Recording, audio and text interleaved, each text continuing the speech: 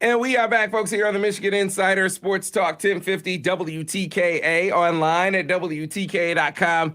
Sam Webb, Ira Weintraub on the other side, and we are now live on signing day. The signing day broadcast is underway, and fitting that we begin like we began last year with the National Director of Recruiting for 24/7 Sports, the best in the game, leading the best crew in the game, none other than Steve Wilfong. Steve, good morning. How are you?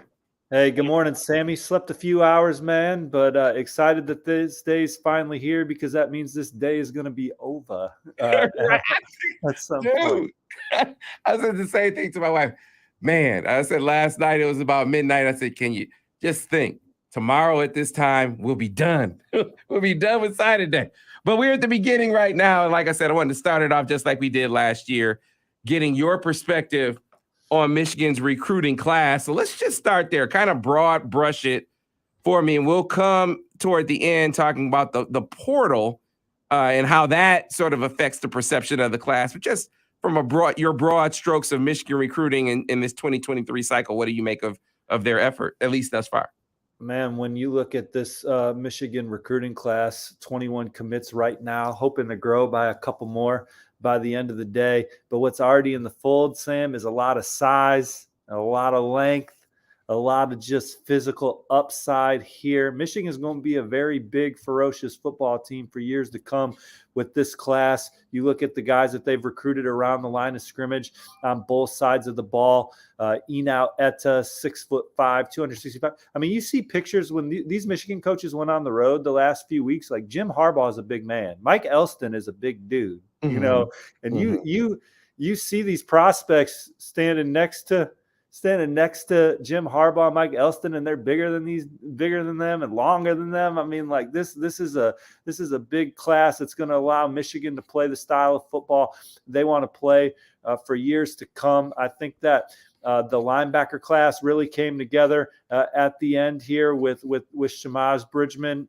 into the fold, and then Hayden Moore, and then certainly what they were able to add in the portal there with Ernest Hosman and the offensive line class led by Evan Link, Nathan Afabi, and Amir Herring's good. And then to really go into Ohio and land a bunch of high upside guys, Cameron Calhoun, Jason Hewlett, DeJuan Waller, DJ Waller. I think those guys are going to be really good players. But yeah, I mean, Brooks Barr, he's going to be a massive player at the point of attack. And then guys like Zach Marshall and Deacon Tonili, those guys are going to be some mismatch nightmares for Michigan for years to come. Yeah, and so let's start off with the highest ranked guy in the class. And Etta, who was recruited by a guy really, really well in Mike Elston, who from the jump, you really felt him as a coach, because I mean, you talk about losing a lot from a position group. Now, he wasn't there to coach Aiden Hutchinson and David Jabo last year, but he was charged with bringing up the guys that were behind them and having them be productive enough for Michigan to be at a championship level, to compete at a championship level. He did that. And so you saw the emergence of guys like Mike Morris, right? And then you look at the recruiting trail, and he goes out and shows that it wasn't just a product of being at Notre Dame. He was able to go out on a recruiting trail and get it done here at Michigan too. Yeah, and look, I mean, his style, he developed so many good players at the University of Notre Dame and had them playing at a high level at the point of attack, a championship level at a point of attack. So there was no doubt in my mind that was going to be a seamless transition at Michigan, because I thought the programs were built pretty similarly in that regard up front. But Enow Etta, this is a young man that's nearly 6'5", 81-inch wingspan. I mean, he's one of the more physically impressive dudes in the class with a lot of upside. I think he's a guy that's very athletic, that's going to be able to bring some position versatility at the point of attack. But he's twitchy, he's long, he's going to be powerful, and he's going to resemble what y'all have had up front these last several years as you guys have been making a run at the college football playoff and maybe beyond this year. And so another guy, when he wasn't the high profile prospect that he became at the beginning when Michigan sort of first jumped on him and then offered. But boy, he's really exploded and blossomed into a big time impact player. And I'm talking about Cole Cabana from right here in the state of Michigan, about 10 minutes away from where I am now, over in Dexter, currently ranked in the 24/7 Sports Composite as as number 169 in the country. Overall, the number 9 running back, according to the 24/7 Sports Composite. So I wonder what you think of Cole's game and what caliber of prospect, what caliber of player he's going to be at Michigan. Well, I think finally we have a standard again in the Michigan running back room. You went so many years where you didn't have a player drafted, which just seems unimaginable with the style that Michigan played on offense. Went from Mike Hart to my man Chris Evans, who's from Indianapolis. Who would have thought Chris Evans, who was kind of like a utility player, would have broke the string at Michigan? But now you have two of the best backs in college football at Michigan right now, and Blake Corum and Donovan Edwards. And, so there's a standard in the room. And from a skill point standpoint, Cole Cabana meets the grade. He is a 10.5 kid in the 100-meter dash. He's another young man that with some daylight, he's got a chance to light up the scoreboard from anywhere he touches the football. He can also catch it. So he gives you scheme versatility, and it's an exciting pickup. Michigan's running back room is finally back to what it should be, which is a big reason why they're playing at the level they're playing at on Saturdays. Yeah, and we're talking to Steve Wilfong, National Director of Recruiting for 24/7 Sports. Steve, Sharon Moore has, I remember. He's the best, man. Yeah, He's the best assistant coach in college football. Yeah, I remember going on CBS on 24/7 when he was named the offensive line coach, and there were a lot of Michigan fans. There's a lot of hand wringing. Oh, why would they make this move? Why would they go to a guy who hadn't coached the offensive line before, not really understanding what Jim Harbaugh saw? And what he saw was, this is the guy you need to elevate really quickly because someone's going to come in and take him. And he took that offensive line and elevated it to the best in the country, and then came back and did it the second year in a row. You look at what he's added in recruiting. And I think you got to also look at the portal when you talk about offensive line recruiting, especially. But he went and added some guys that he can develop. He also added some guys that he can plug and play. One of the developmental guys, Evan Link, who I went down to see him play against Nick Harbor, who we'll talk about a little bit later. And he had himself a good day. Steve, 6'6", about 290 pounds. A guy who is going to have to add some mass to his frame, but has the frame to carry it. Sam, I'm going to tell you a funny story about Sharon Moore that I think when y'all beat Ohio State 2 years ago, and I hope I still have it in my phone here. Yes, I do have it. This guy hits me up at 9:05 of the day of the game and goes, "The almighty Larry Johnson put junior high kids on the field against Michigan today, manhandled." And then he said, "Whoever the O-line coach at Michigan is, which happened to be Sharon Moore, beat the crap out of him today." And he said he sent this to another writer that's a higher profile national writer, and he's like, "Write that." He goes, and he just talked about. He goes, "Who's Michigan's O-line coach?" I wrote, "Sharon Moore. He's a stud." He goes, "He's a bigger stud than Larry Johnson. He beat the dog out of Larry Johnson. All we ever hear about is Larry Johnson, But Sharon Moore is, and Larry Johnson's obviously a legend, man, But on that day, it was Michigan's day, and Sharon Moore, won the Joe Moore Award, and for him to transition into the big opportunity to call plays for a team competing for the national championship and just do it at such a high level. How many play callers have offensive line backgrounds? I just think he's truly unique. And then obviously y'all know there's probably not a nicer person in college football out there. So it really translates on the recruiting trail for him. And again, football is such a developmental sport, and nobody's developing better than the University of Michigan right now. And recruiting's about who you get, not who you don't get. And the guys that Michigan gets, they're putting in a position to really succeed at on Saturdays. But Evan Link, he's a guy that, I think when we look up in a few years, he's going to be all Big Ten. He'll be one of the mainstays on your guys' offensive line and someone that'll help you continue to play the winning brand of football. You have then Nathan Afobe's a two-way player on the high school level who's high-motored with great length and great feet. And then Amir Herring, that's Alan True's guy right there, man. He's seen him as much as anybody. I've seen him a handful of times. He is always dominant in the camp setting, very athletic, a quick-twitched offensive lineman that I think is going to get on defensive linemen and create a lot of running lanes for the Wolverines for years to come. I think it's fitting to get your thoughts on Samaj Morgan, because Samaj will be the first player we talked to this morning. He's coming on after you, and a guy who we watch. I mean, we literally watched earn his offer. I remember being at the camp last year up at Ferris State, and this dude is putting on a show. I mean, one hand catch here, beating press and an over the shoulder grab there.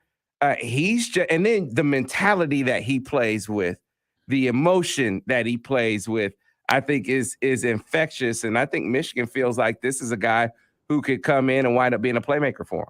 Yeah, and he was one of the dominant players at the Overtime OT7 event this summer that was absolutely loaded with blue chippers, 5 stars. Some of the most highly rated pass catchers in the country were at this event, and he was a guy that stood out in that group playing. He was one of the go-to guys for Bryce Underwood, the very talented 2-time state champ out of Belleville there under center. But, yeah, he's a guy that I think – another thing that I look to at Michigan right now, and the reason why you guys have taken a step up from being a team that was a New Year's Six caliber team to a national championship caliber team, is because I think that receiver room has gotten more dynamic and guys that can separate, get open, and make plays after the catch. And he's certainly a guy that's going to be someone you have to account for. I think he's going to always keep the chains moving. He's going to be tough to tackle in space, and he can stretch the field too. All right, and so that will be part of a class contingent. They hope receiver class contingent that they hope also includes Carmelo English, who is set to announce his decision at 10 o'clock this morning. Michigan among the finalists for Carmelo. So, talk to me about Carmelo as a prospect down there in Alabama. Initially committed to Auburn. After he decommitted, of course, Auburn continues to chase, but you also have Bama and Georgia sniffing around, but the team that emerged as the biggest competition seemingly is Kentucky. But tell me about Carmelo English and what the school that gets him will be adding when they add him to the fold. Well, he's caught a lot of footballs the last 2 years, 140 receptions over that span, been in the end zone quite a bit too, 29 touchdowns in 27 games. So he's a guy that's reliable, makes things happen. And, this is a guy that Michigan really targeted and zeroed in on, did not win the first battle, but got him back for a game this fall. And Coach Bellamy did a terrific job with Carmelo English. And I think it's lining up well for y'all to add him to this recruiting class here at the end of the cycle. Yeah. All right. And so then another one that the Wolverines are anxiously awaiting today, Steve, and we're talking to Steve Wilfong, National Director of Recruiting for 24/7 Sports, is Jair Hill, who I know you guys are high on. I think he has a chance to be a star for whoever gets him. I mean, he's obviously dynamic on defense, but I think he's a guy that you got to figure out a way to get the ball in his hands some too, even if it's just on special teams. He's announcing this afternoon. What about Jair, and what do you make of his game? Well, I thought I read somewhere that Michigan didn't make the top 5 for Jair. Look, when you're recruiting players on the defensive side of the ball, one thing that I look for is if you're a defensive lineman, do you rack up sacks? Do you force fumbles? And if you're in the secondary, do you take the ball away? Because if you don't do those things on the high school level, there's a very good chance that you're probably not going to do it in college. Mm-hmm. And this young man takes the ball away from people. He is extremely active around the football, instinctual in the secondary, in addition to his physical gifts, quick, a burst, change of direction ability. And so this is a guy that was one of the more coveted players in the Midwest. And Michigan's done a terrific job. I think he'll end up in the fold for the Wolverines. And he's a guy that I think can play early at Michigan next year as that secondary kind of transitions from, an older group into like Will Johnson, and going to be leading that group, and guys like Jair Hill coming in. All right. Before we let you go, I'd be remiss, Steve, if we didn't talk about two big-time prospects, two five-star prospects who are not deciding today. But one of them, it will be a late signing period guy, being Nick Harbor. The other of them being a guy who will decide, or at least will announce his decision the next early signing period, he being Jaden Davis. So let's start off first with Nick Harbor, a prospect that I know you know very well, have covered extensively. You know the family. So what do you make of the Nick Harbor recruitment at this point in time? I got a text message from Nick Harbor's dad yesterday, and I couldn't really figure it out. It was a link to his.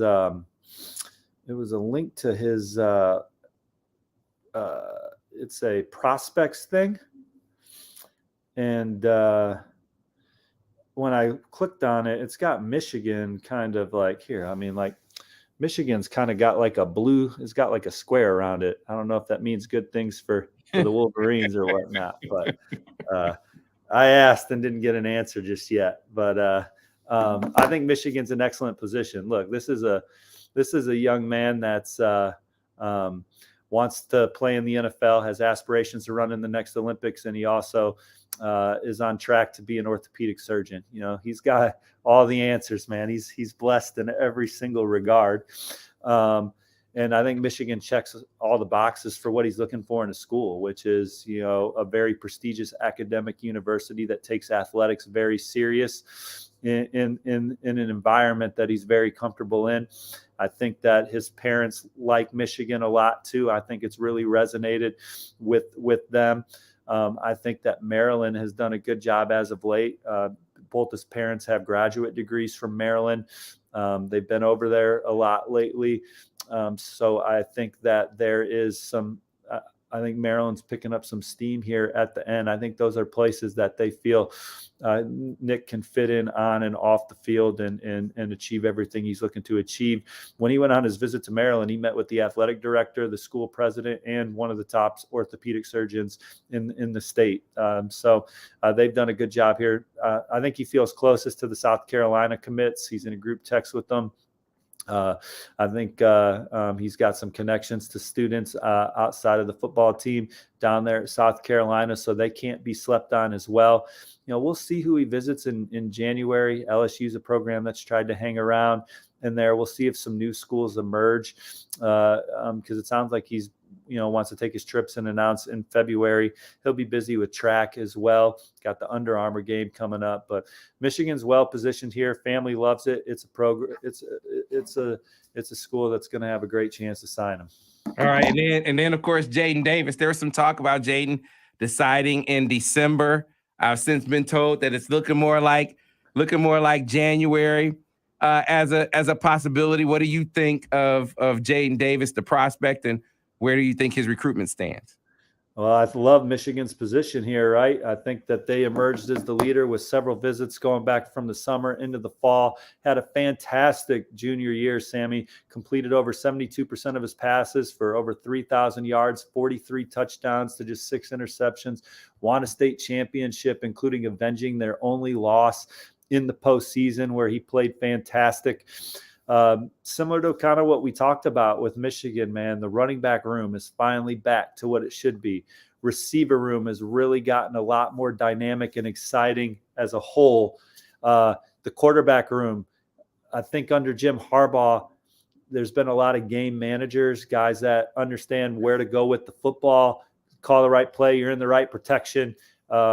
They don't, but JJ McCarthy's someone that can win you some tight games and make some plays that are different.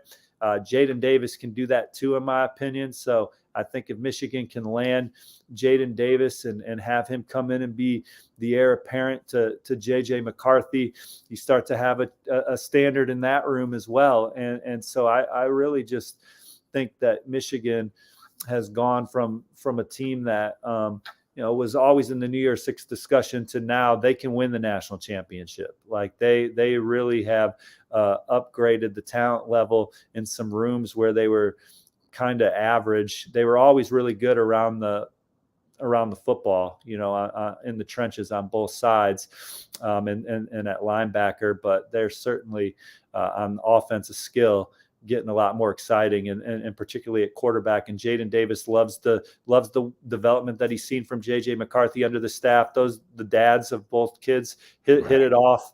One source said that when Jeremiah Smith arrives on Michigan's campus and runs into Jim McCarthy, it's like they're all fraternity brothers. Right. So, I just think that they're very comfortable with the people at Michigan, the coaching staff, Coach Harbaugh's track record going all the way back to Stanford through the NFL. Again, his mom's in education. And so oftentimes when someone in the family's in education, Michigan's a school that really resonates with that person. So I think they got everything going for him, and it's just a matter of when.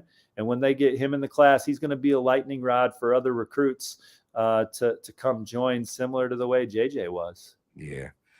Steve, look, we've commanded a lot of your time. Appreciate you. I know you got to get going. Just a brief word, a quick word on the portal. I mean, people look at Michigan's class ranking, and right now, I think at last check, I think they were at like number 17. But when you add the portal to it, it really vaults where Michigan is, or where actually number 19 now. It vaults where I think Michigan's class should be, or how it should be viewed. I'm curious what you think of Michigan's portal activity. Well, obviously, Ernest Hausman's one of the big gets. He's going to come in and be able to play championship level football. Obviously going out and landing some veteran offensive linemen. That certainly is always exciting. And again, like Michigan, their recipe is to build it through high school football recruiting and develop those guys, and then go into the portal for some difference makers that can maybe help a room bridge the gap, whether that's because you had some players leave for the NFL early, or you had some guys that had to medically retire. I think these are guys that, can come in and help Michigan get some strong depth and good football players in, and some veteran players to help the young talent that's coming in this class, get a year in the hopper before they're counted on. All right. Steve, as always, my friend, you are the best. You're the best, Sam. Honestly, you really are the best. Like, when I follow the industry closely. There's so many guys that do a great job covering their respective teams and programs, but man, you do the best job of anybody. And so it's awesome to be on your show, man. Good luck to you today. Happy holidays to everybody. Take care, and it should be a good day for the Maize and Blue. So you're going to want to be on the Michigan Insider all day. Absolutely. All right. Steve Wilfog. Thanks a lot, Steve, for your time. We'll talk to you again soon. That's Steve Wilfog, the National Director of Recruiting. Joining us, we're coming up, going to be talking to a young man who already has his NILIN. He's officially a Wolverine. Before we get to him, though, let's go to our friends over at the United Way of Washtenaw County. As she joins us every single month to talk about the latest and the greatest with the United Way. Pam Smith joins us this morning. Susan Smith joins us this morning. Susan, I was gonna trick you for a minute there. Hey, Susan, good morning. How are you? Hey, good morning. All right. So for people who are familiar with the United Way, because I call you guys a switchboard of care in the community, but what does that mean for people who aren't familiar with the United Way of Washtenaw County? Tell them what you do, what mission statement you have in this community, and the purpose that you serve. Absolutely. Well, I do love the way you describe it as a switchboard. So United Way connects people and resources and organizations together to create a thriving community for everybody. And when you talk about that switchboard, that's really like the 211. where folks can call that number to get help for a multitude of issues. Because typically, if somebody is calling 211 because they need utility assistance, chances are when they start talking to a real person, because you do get to talk to a real person, they're going to find out that maybe they need help with food assistance, or maybe they need some additional supports on rental assistance or housing. And so you can call 211, talk to one person, and get connected to so many different services and organizations to help triage, the situation that a person finds themselves in. All right. And so you guys always have great community initiatives that you come on and talk about with us here on a monthly basis. So what's on the docket this time? Yeah, well, at the top of the year, we're going to start our 21-day equity challenge, which folks can sign up. It's free. Go to uwgift.org and just learn a little bit more about equity in Washtenaw County and what that looks like. We're also approaching year end. And so, folks, this is a great time to make a gift in support of the community. Those services people access through 211, many are funded through the gifts received from listeners like you and folks across Washtenaw County. And you can do that by going to uwgive.org as well. Yeah, and so we always like to highlight a couple of different things, ways in which people can contribute, whether that be a monetary donation like uwgive.org, but volunteerism, that's a big thing, especially around the new year. People start to lay out what they're going to participate in, what they're going to do, things they're going to be a part of in the community. So if someone wants to, up their volunteer game, how can they do that with the United Way of Washtenaw County? Oh, they can visit our volunteer center. It's called volunteerwashtenaw.org, and agencies across Washtenaw County post their volunteer needs, whether it is, helping at the food pantry with food sorting, or food delivery with the Meals on Wheels. There are no shortage of opportunities out there, and it is something that is desperately needed right now, with people getting sick and not being able to show up for some of the volunteer duties that are happening. So if you do have time and you're feeling great, please go check out volunteerwashtenaw.org and see how you can make a difference through volunteering. Well, Susan, we appreciate all the great work that you guys at the United Way of Washtenaw County do in this community. Great partners for this show, and great community resource for all of those in need. It's, I think, fitting to close things out. If we have listeners in the community that are in need assistance from the United Way of Washtenaw County, how can they get it? You just have to dial 211. So again, 211 is that switchboard that'll get you connected to a multitude of services. So keep that in mind if you're encountering folks too who need a little help. All right. Well, Susan, happy holidays. Yes. Have a Merry Christmas and a Happy New Year. And we'll talk to you guys next year. Yes, we'll see you next year. Happy holidays, everybody. Thank you. All right. Thanks a lot. That's Susan Smith from the United Way of Washtenaw County. It is signing day. Fitting, like we do every single year, we bring in the new signees, the guys who have signed to be Wolverines. And we have one joining us right now. First out of the gate. Fitting, because I remember watching this dude earn his offer. We were talking about the camp at Ferris State. Dude put on a show. I think he went to Wayne State, was the camp he went to after that, put on the show there. Went to Michigan's camp, put on the show there. That's what he is. He's the show. Talking about Samaj Morgan, West Bloomfield, another West Bloomfield product, officially a Wolverine now. So Samaj, first of all, good morning. Second of all, congratulations on officially becoming a Wolverine. Good morning. I appreciate you having me on the show. Yeah, man. Appreciate you joining us. So let's talk about your journey to becoming a Wolverine, right? You were a guy who it seemed like whenever there was a camp challenge, you were like, I'm going to be there. Take me back to that time where you were seeming like you were going to every single camp and the coaches were there watching. What was that time like for you, and take us into earning that offer? Man, that summer was crazy, man. I remember in summer 2021, man, I got like 12 offers in a month. Like, cause my freshman year, I didn't get to have no camp season because of COVID. So me and my dad, like, hey, this year we about to hit the whole thing hard. Like, it is what it is. We gonna hit the road. We everywhere we can be. So, I've been working. I just been working. Like working. So then when I got to them camps, like when people step in front of me, that was the easy part for real.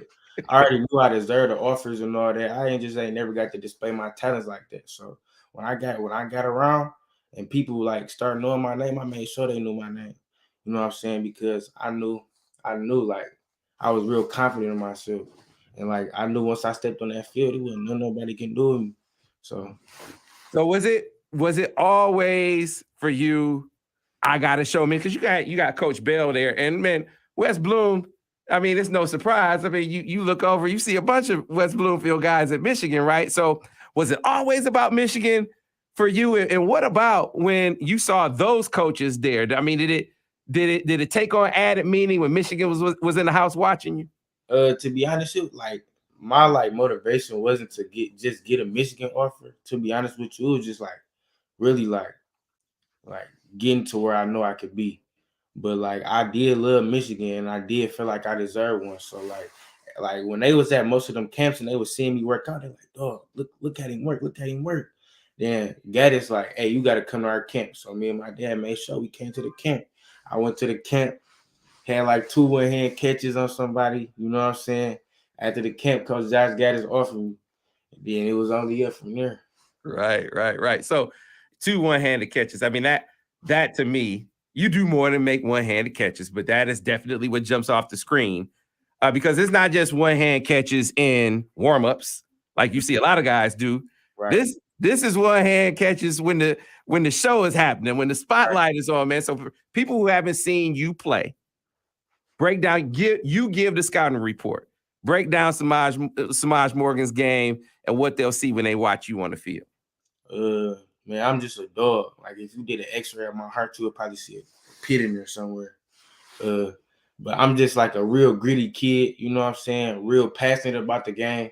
And I'm just a straight out dog. And I'm always give my all in whatever I'm doing, no matter if I'm playing receiver or I'm playing point guard or I'm playing pitcher or I'm playing second base or I'm playing shortstop, whatever. It don't matter what I'm at, because I'm real competitive. So I'm always trying to win. So what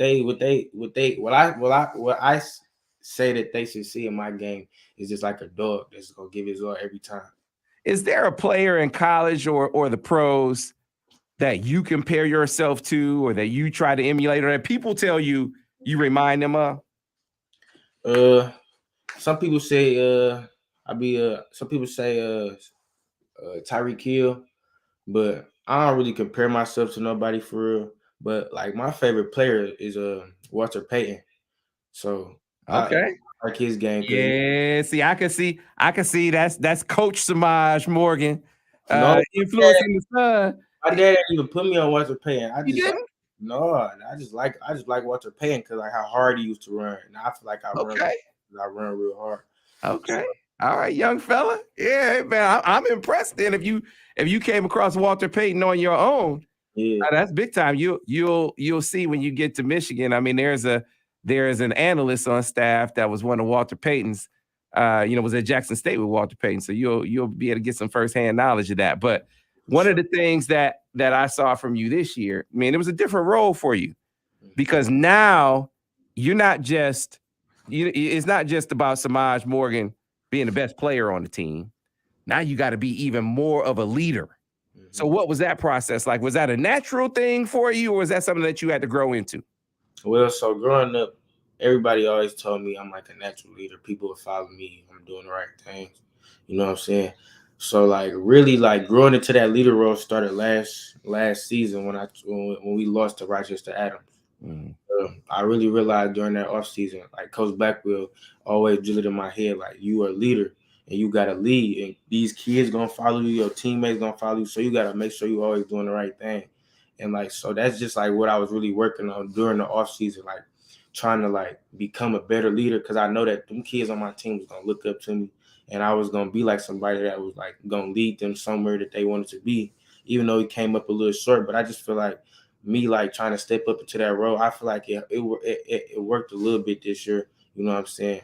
According to my coach, Coach Grace said like I was way better this year, like He said when I came into high school, I was like little of a hot head and all that. But like this year, he said I'm like real better with my attitude and all that, and like being patient with my teammates and like talking to the teammates and like just helping them. So I feel like I did do a like significantly better job at that this year. You were also a guy who, I mean, you take that leadership role in a recruiting class as well, because it felt like you had your recruiting hat on quite a bit during the process of helping build the class, right? So what about that? Seemed like you took that really personally. Well, I think Adam had committed before me, and I think I was the second to commit. So, like the first two kids that commit, like me and him just been working, trying to get everybody we could get. Like you seen how our recruiting class had been growing like these past couple weeks and all that. Like all the commits, we just been working, trying to get people we know that can come play here, that we know that they recruiting. Like I feel like I had a huge part in getting Amir here. Because I grew up with him. I knew Amir since he was 4 years old. And we just grew up together, and I feel like I had a big like part in him coming to Michigan too. But that was like my top priority, trying to get him to come, to be honest with you. All right, man. It is fun. So you got a big day in store. You already signed your NLI. Let's just talk about the feeling. What does it feel like to officially be a Wolverine now? I don't think it really hit me yet. I don't think it's gonna hit me till I gotta move up there. But like it did feel good, to sign my name on that line for sure. Cause I know like this is what I've been looking forward to my whole life. And just to do it, it make me feel good, but I don't think it really, really hit me yet. Yeah. So one of the things that I know as we wrap this up, because you mentioned Adam, we're gonna have Adam Samaha on here coming up, but you don't get here on your own. You mentioned you got to get to every camp. Somebody has to take you to every camp. You said that was your pops, that was your dad getting you to every camp. Your mom was your biggest advocate, right? At every game, hyping you up on social media. So this is a big day for you, but this is a big day for the fam. So talk about mom and dad and what this means to them as well, and what they mean to you. I just appreciate like all the sacrifices and like hard work they put in that wasn't even on the field. Like people would see me putting in hard work on the field and think that's it, but no, it's like really way, way more behind the scenes. And I really appreciate my parents for that, because they really don't have to do that. They could just have me be a regular kid and just go to school every day. And like, what I'm saying, I had to do all that extra stuff that I did that summer. And I really appreciate that, because they didn't have to do that. And that's really who I do it for. I do it for my family, like my parents, my brothers, my sister, my little cousins, like my whole family. Like I'm a real big family man. So this like really who I do it for. I just want to make my parents proud, God proud, and just everybody in my family. Yeah, well, you definitely have made them proud. That's for sure. You have an event coming up later today. We're going to be live at your event as well, but tell the people about that if they want to, see what's going on, where you going to be doing what you do. Man, I got my little signing day party at Farmington Manor, Farmington Hills, Michigan at 4:30. I'll be signing around 5:15. Y'all can come out, you know what I'm saying? It's gonna be fun. It's gonna be food. Everything. So we gonna turn up, we going upper, you know what I'm saying? And that's that. Yeah. All right. Well, Samaj, congratulations, man. Proud of you. Again, can't wait to see what you do in the maize and blue, and we'll see you this afternoon. Appreciate you. Have a great one. All right. Thanks a lot. That's Samaj Morgan, officially in the fold for the maize and blue. We got to take this break. When we come back on the other side, we're going to talk to the first member of the class. You just heard him Samaj talk about him, but a kid who I've been knowing his dad forever. Dad is a great coach, a great Michigan man. I was so excited when this news came. And this dude, you talk about a position need. Adam Samaha and our Huron going to join us. Give Michigan the kicker. And this guy, you saw how big Money Moody was. And so, finding a piece to the puzzle that can come in and give you some of that was a top priority. And Adam Samaha is that guy. So we'll talk to Adam coming up on the other side here on the Michigan Insider on Sports Talk 1050 WTKA, The Ticket.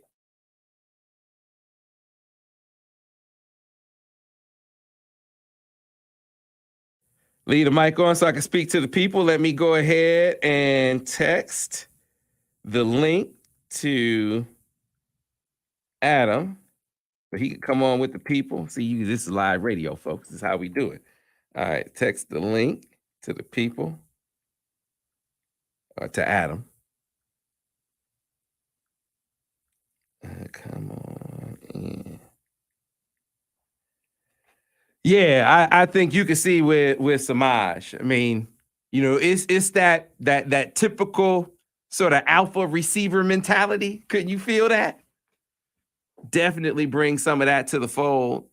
And frankly, I think you guys have already seen. I put in a crystal ball for Carmelo English.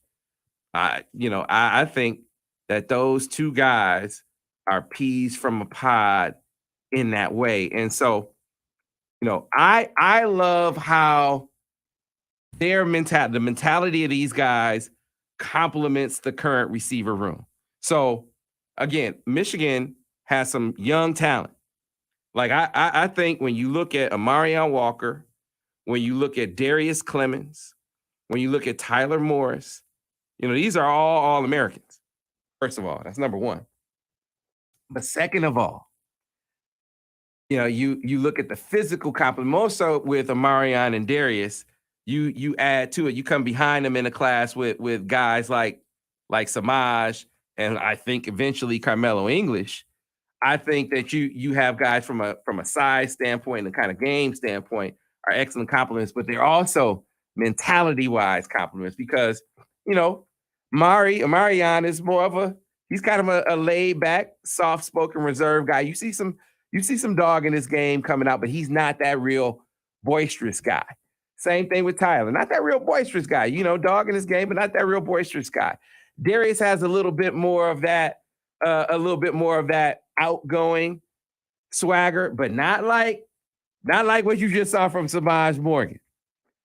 Not like what I think if things go according to the crystal ball trends with Carmelo, not like what you will see with him. So I think it's a great compliment to the room to really be able to come with some of that mentality that you really like to see out on the field, some of that dog mentality that you really like to see. All right, so yeah, get to some of the comments. Yeah, adding some homage to that is going to be great. I agree. The Indiana transfers, I think, you know, adding AJ Barner, especially Michigan's tight end room, won't skip a beat. I said before that I think Colston Loveland is the most talented tight end that I've seen. And you look at since I've been covering Michigan, so since what, 2002? Most talented guy that I've seen. And that's saying a lot when you consider, you know, Jake Butt, who, you know, I covered in high school, all these guys, including, you know, Luke, who's been really, really good here of late. I think Colston Loveland is on another level. You got some other guys on the roster ready to make a come up. Matt Hibner, for instance. You needed a guy because Michigan can use 4 tight ends on a play. And so adding an experienced guy, a big physical guy, you know, I think makes up for the loss of Eric All. So I don't think Michigan is going to miss a beat tight end wise. And you can make a case with Colston Loveland with a year under his belt, being able to take another step up. All right.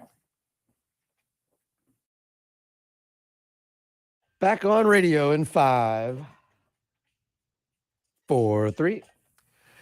And we are back, folks, here on the Michigan Insider Sports Talk 1050 WTKA, online at WTK.com. Sam Webb, Ira Weintraub on the other side. So, Ira, what I'm going to do is I'm going to give you a number and have you get our next guest all lined up while I talk to the people about the additions, because I got a lot of questions in the comments about the latest additions from the portal. And so like I said earlier in the show, I like acronyms, right? And to me, Michigan's portal activity, I've thrown the PPP on it. Not PPP when it comes to that recovery program coming off of COVID.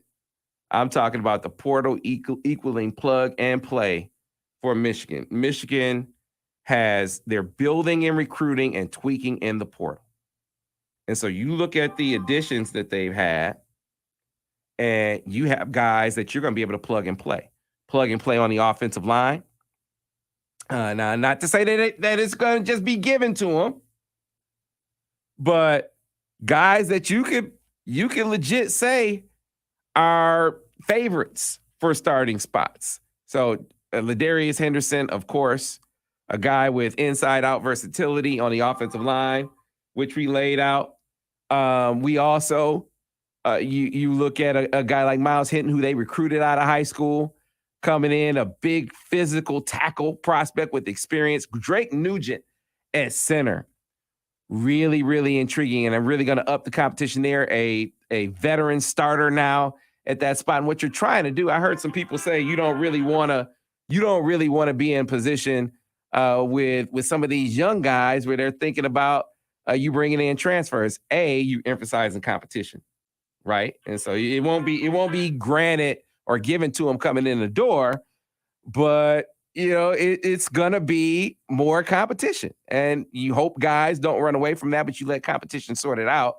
You want to maximize the window with these star players that you have, and that's what Michigan did in the portal by going and adding some veteran guys where they have young guys that look like they're ready to take a step. But this guarantees, this ensures that this window you're in with J.J. McCarthy and Donovan Edwards, that you are going to have, without question, the best group around them that you could possibly have. And someone asked me in the comments, well, what about this this quarterback that Michigan got in the portal? Jack Tuttle from Indiana. Listen, man, you had to make sure that you fortify the ranks with some experience in there, right? I mean, you had to do that. Now, he's not, you weren't going to go in the portal and grab a guy who is looking for a starting job, because none of the portal guys are going to come to Michigan for that, right? That's just not what you're going to. That's not what you're going to. So you got to be realistic in your portal shopping.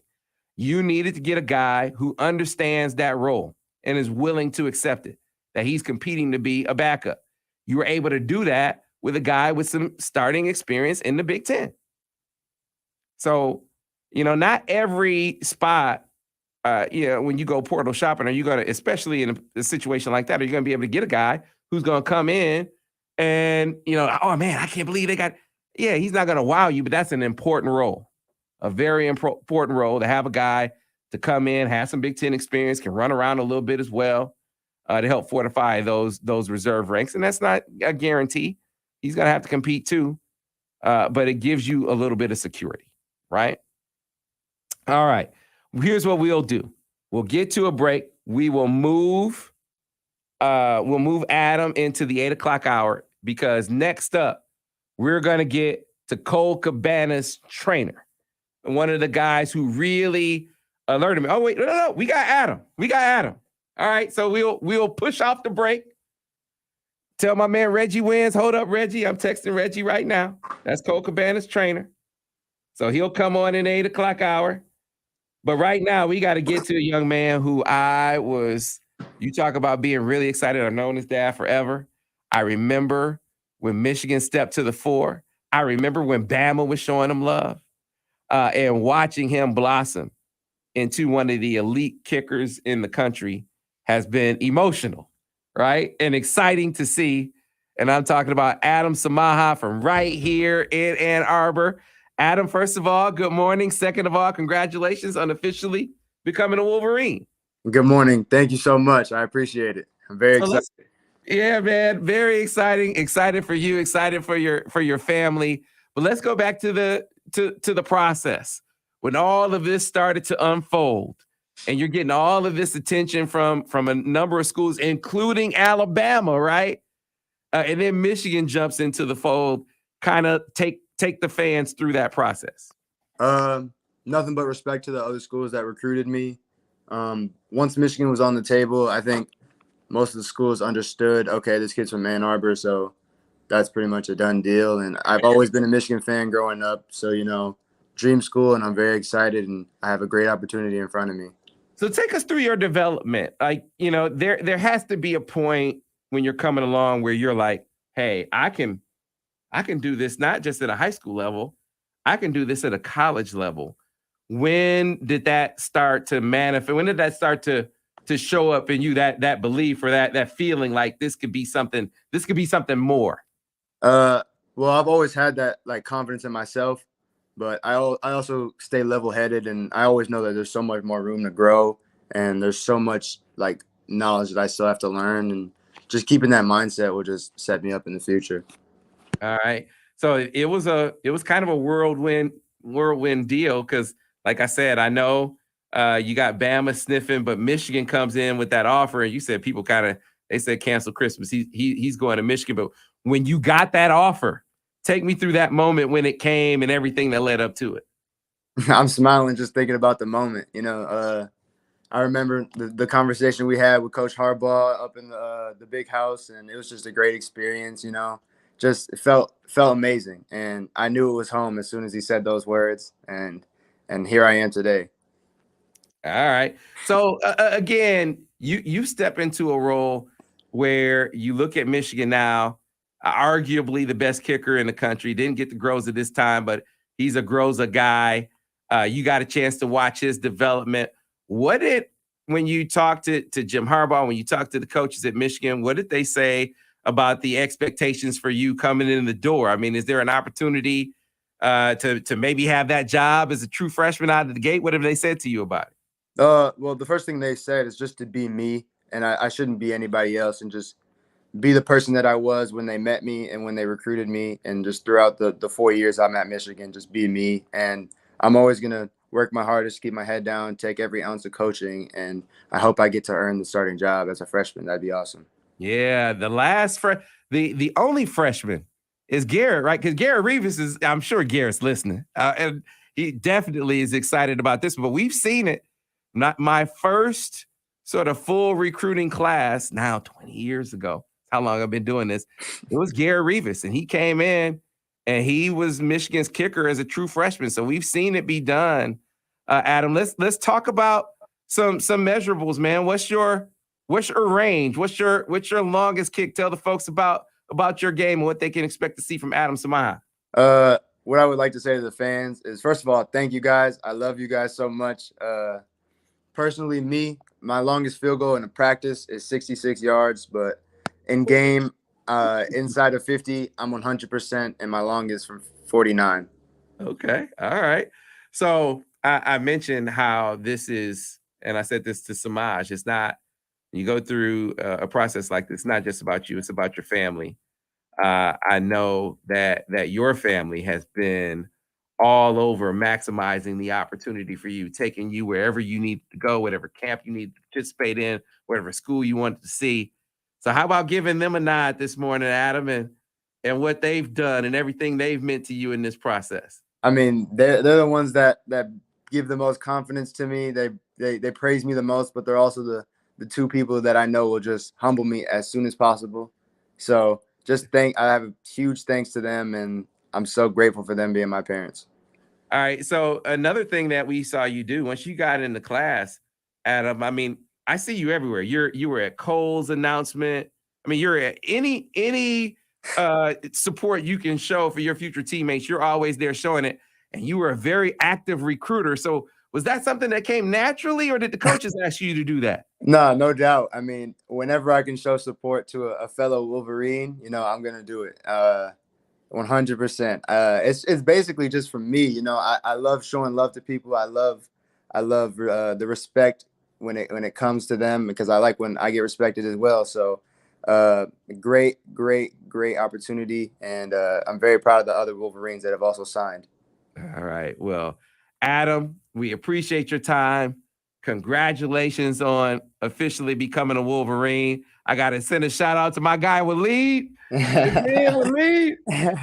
He's in the phone, man. I know Waleed had to shed some tears. I know he did. He had to. Right. All right. Well, Adam, congratulations on officially becoming a Wolverine. Can't wait to see you when you put on that uniform, and we'll talk to you again soon. Thank you so much. Happy holidays. All right. Thank you. All right. That's Adam Samaha. All right. So we'll get to a break. The folks who are in the room, you just saw Reggie Wins. That's my guy. He is Cole Cabana's trainer. He was the first one to say, hey, man, this Yeah, he's a Power 5 guy, but he's not just Power 5. He's high level Power 5. You know, he was saying this is a Michigan guy before Michigan was saying this is a Michigan guy. So I got to give Reggie a lot of love. He's turned me on to a lot of prospects over the years. Now, we had seen Cole before, but Reggie was the first one to say, no, this is that guy. Even before he went down to the Under Armour camp and lit up that Ohio State linebacker, which hopefully he starts to do when he gets here too, right? That was kind of like the coming out party. Reggie knew even before that. So we're going to talk to Reggie Wins, coming up on the other side from Rising Stars. You want to get some training in? Rising Stars is definitely one of the best in the game when it comes to player development. So you'll hear more about that, more about Cole Cabana, who's going to join us on our live broadcast this afternoon. We'll be on live from 5 until 7. That's when we'll have Cole on, but we'll have Reggie Wins on the other side to talk about Cole Cabana. So stay tuned for that here, the Michigan Insider on Sports Talk 1050 WTKA, The Ticket.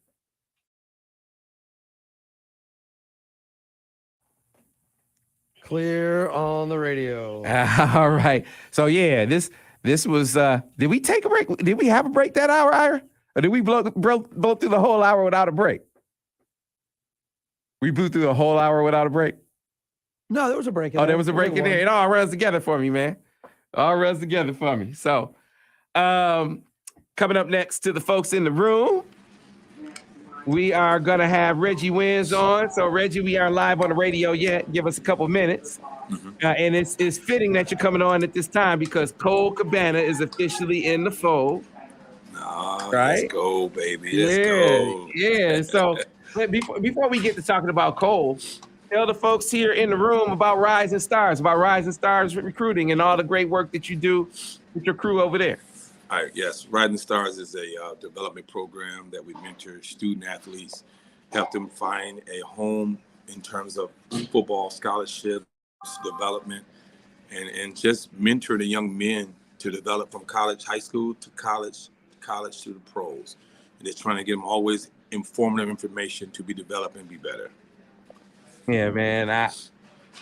When did you first get with Cole? We're going to go through a lot of this on the air, but I'm curious to get some of the background of how you and Cole Cabana linked up. I met Cole Cabana at his beginning of his 10th grade year at a camp in Grand Rapids. I did. And then we built a relationship from there. He actually saw the potential, man, and it's been great from since then. That's probably about in the summer of his freshman year. Okay. All right. Yeah. And could you tell at that point? Like, did you know when you first saw? I saw the ability. I didn't know he was that fast. He ran a 4.56 at my camp then as a 9th grader. But I saw the ability catching the ball and running and pulling away from people. And then the desire to be great. I like, wait a minute, we got something special here. Let's get him worked out. And that's how we started from there. And so here's the interesting, this being a state of Michigan guy, I should say. Dexter has not been the Dexter we see now, and shout out to that staff over there, to the great community support over in Dexter. That was not a marquee program in this state. I mean, it was a struggle to be in games, let alone win them, right? Yeah. So when Cole was coming up, first starting in the program, it wasn't the Dexter that we see right now. I'll be honest with you. I didn't know Dexter even existed until I talked to Cole, because I never heard of any athletes come out of Dexter, right? And that's probably because I don't know my ignorance, but I never heard of Dexter until I went over there. Oh, wow. Oh, okay. A little city hidden over here. Okay. But that's the only thing I knew about Dexter because of Cole Cabana and a few other prospects over there. But I'm glad I got to meet Cole and his family and to help him to his recruiting process. It's been phenomenal for him and his family. Yeah, man, it's been great to really see, and again, this was a recruit, and we'll go over this. We got a couple more minutes here in this break. This was a guy whose rise to the fore wasn't quick. I mean, it kind of took a minute.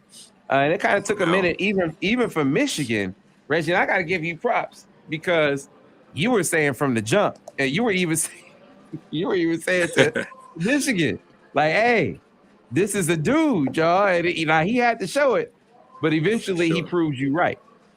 No doubt. And like I said, I knew it. I mean, I'm not going to send somebody to Mike Hart that can't play on his level. And I've been knowing Mike Hart for years, and I know what he looked for. I said, dude, this is your guy. I mean, he's similar to Donovan Edwards in terms of ability. Maybe not strongest Donovan the way he runs, but he has that same form of ability. I said, Mike, you got to take a chance, man. Oh, yeah. And he actually kept looking at the film, man. He called me back like, I got to take this dude, But you know what? See, now that's kind of a great point to sort of end this session before you and I go on the radio here, Reggie. And see, that's the difference. That's one of the differences with Rising Stars. Correct. It's not just, okay, we training you is big. That's right. That's the majority, getting you better, getting you right with your game, Right. but being an advocate with the coaches. Because, Yes, sir. hey, man, it's not like these coaches, they come and just jump at the offer with every single guy. Sometimes you got to convince them, like, hey, man, this is the dude. What are you waiting on? What are you waiting on? Absolutely. And you got to convince them. So the biggest piece, like you just stated, man, advocating on the table, pounding Mike, he's a dude. Bellamy, he's a guy. You got to look at him. And so if I get 4 or 5 coaches looking at him, 3 or 2 of them will say, wait a minute, now this guy might be a dude. And let's take a chance. And that's what happened. Yeah. So it been fun going through the process. It's been amazing with this kid and his family, man. All right. How long before we're back on air? We're back on radio in about 1 minute. All right, about 1 minute when we're back on radio. And so you got some fans in here. Coach Wins. What I'm doing, I can tell you what, Sam, you've been doing a phenomenal job, man. Oh my God, you do a good job, man. Keep doing a good job thing, baby. Yeah, and so for folks who want more information on Rising Stars recruiting, maybe they have some kids that they want trained, where can they find that information? They can find it on risingstarsrecruiting.com on my website. And if you like, you can email me at rwins@risingstarsrecruiting.com. Okay, and where do you guys typically train? We train in Pontiac, or actually Bloomfield, Pontiac, at the UWM Sportsplex on 867 South Boulevard in Pontiac, Michigan. All right. With that, we're getting ready to go back live on air and tell you more about Cole Cabana's game, about his development as a standout prospect and one of the stars of Michigan's class. Stay tuned. We'll be jumping into that shortly. Back on in about 10 seconds, guys. Stand by. All right. Let me get my coffee.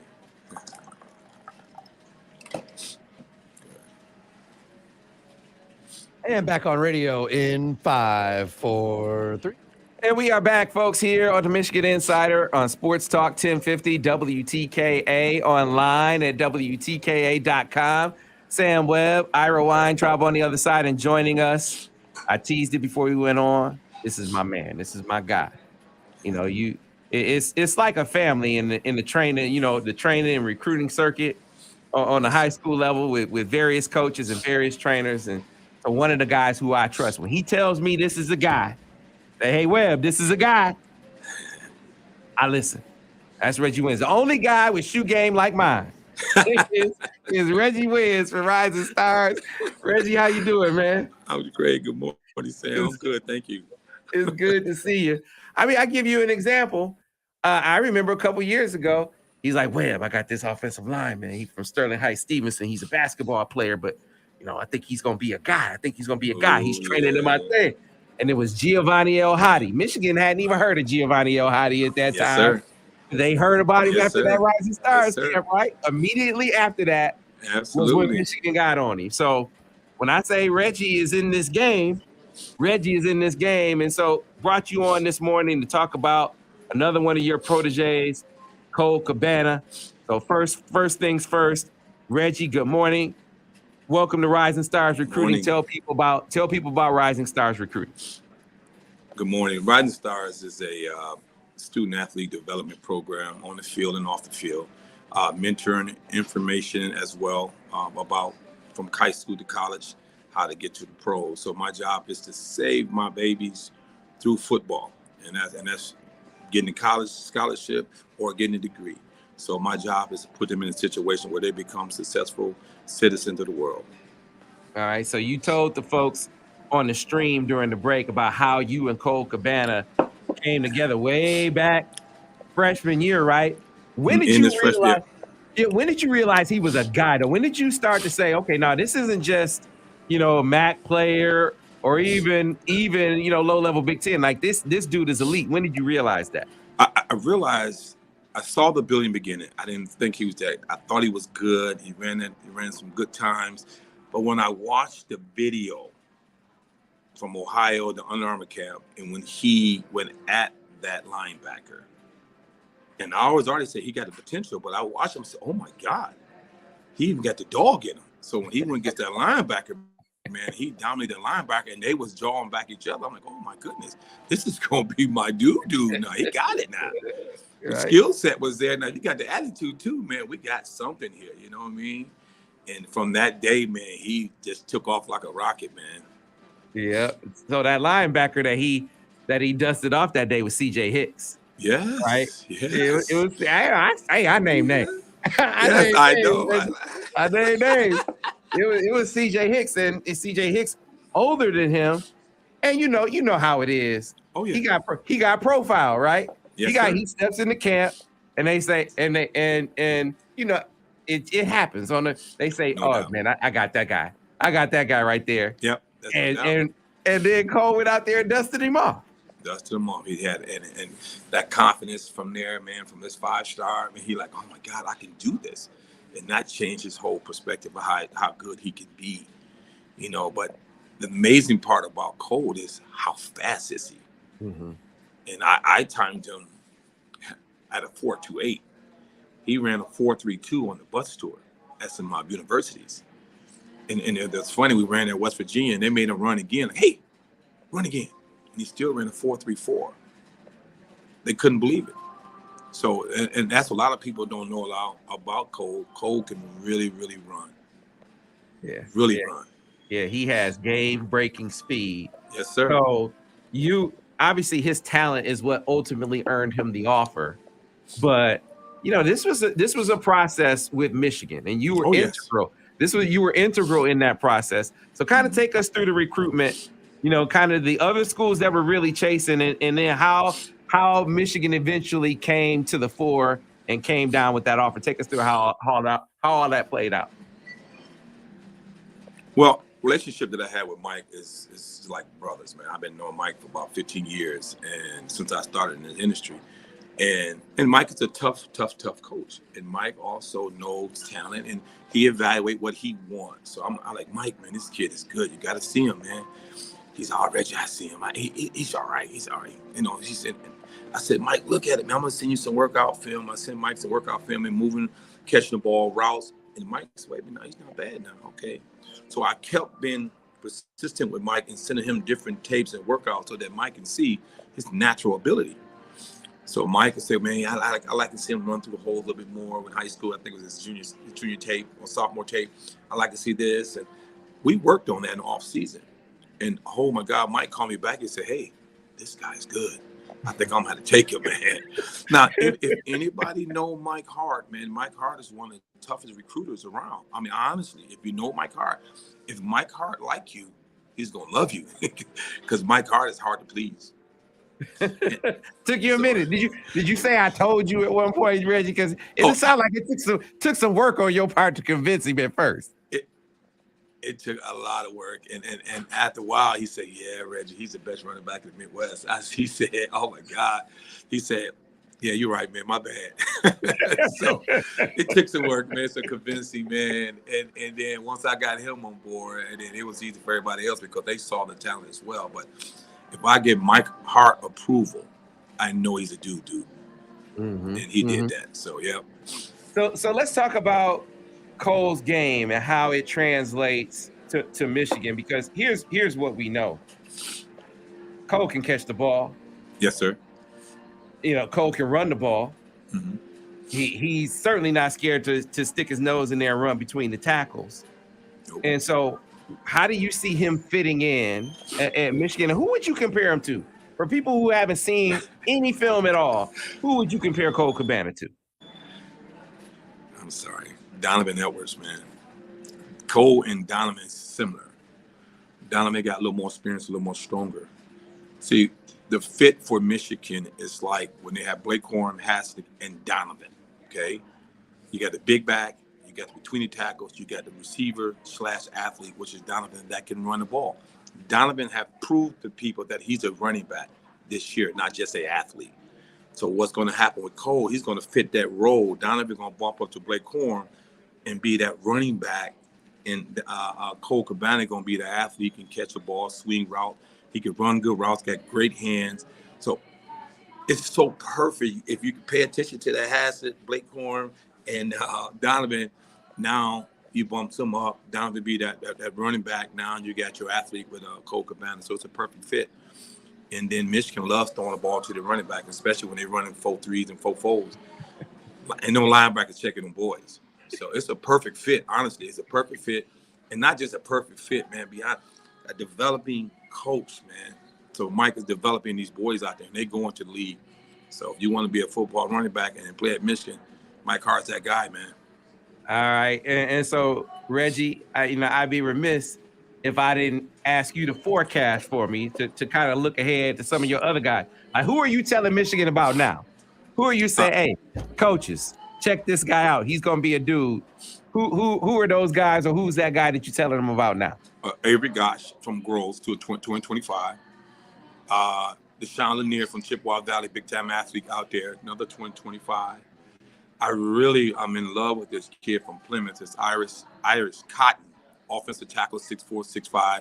I'm going to get Sharon on him real fast. And it's a couple more I'm missing. I'm thinking big guys. Jalen Todd is a guy I know. Oh, JT. I can't forget JT. JT is a guy. He's 6'1", that can run, change direction, 4'5". Michigan already offering him. He loves Michigan. And he's going to be a dude. You know, the Isaiah Marshall kid is not Michigan's type, but he's one of the top guys in the state. But he's a 24 quarterback. But JT, and I like the corner from Roseville. Oh my God, what's his name? Stats. I can't remember the young fella's name, but I like him as well. So the Avery Gosham guys, man, they're gonna be dudes, man. Yeah, Avery Gosh is a dude who Michigan offered during the season. Yes, sir. Both his parents are Michigan State grads, but they said that won't play a role at all. He's been blown away by Michigan already. So Michigan very much in the mix, and they love Sharon Moore. So, but all those guys are Reggie Wynn's guys, Rising Stars guys, yes, sir. right? Yes, sir. You know, yes, sir. Another dude that we saw out at Rising Stars, Bobby Kanka.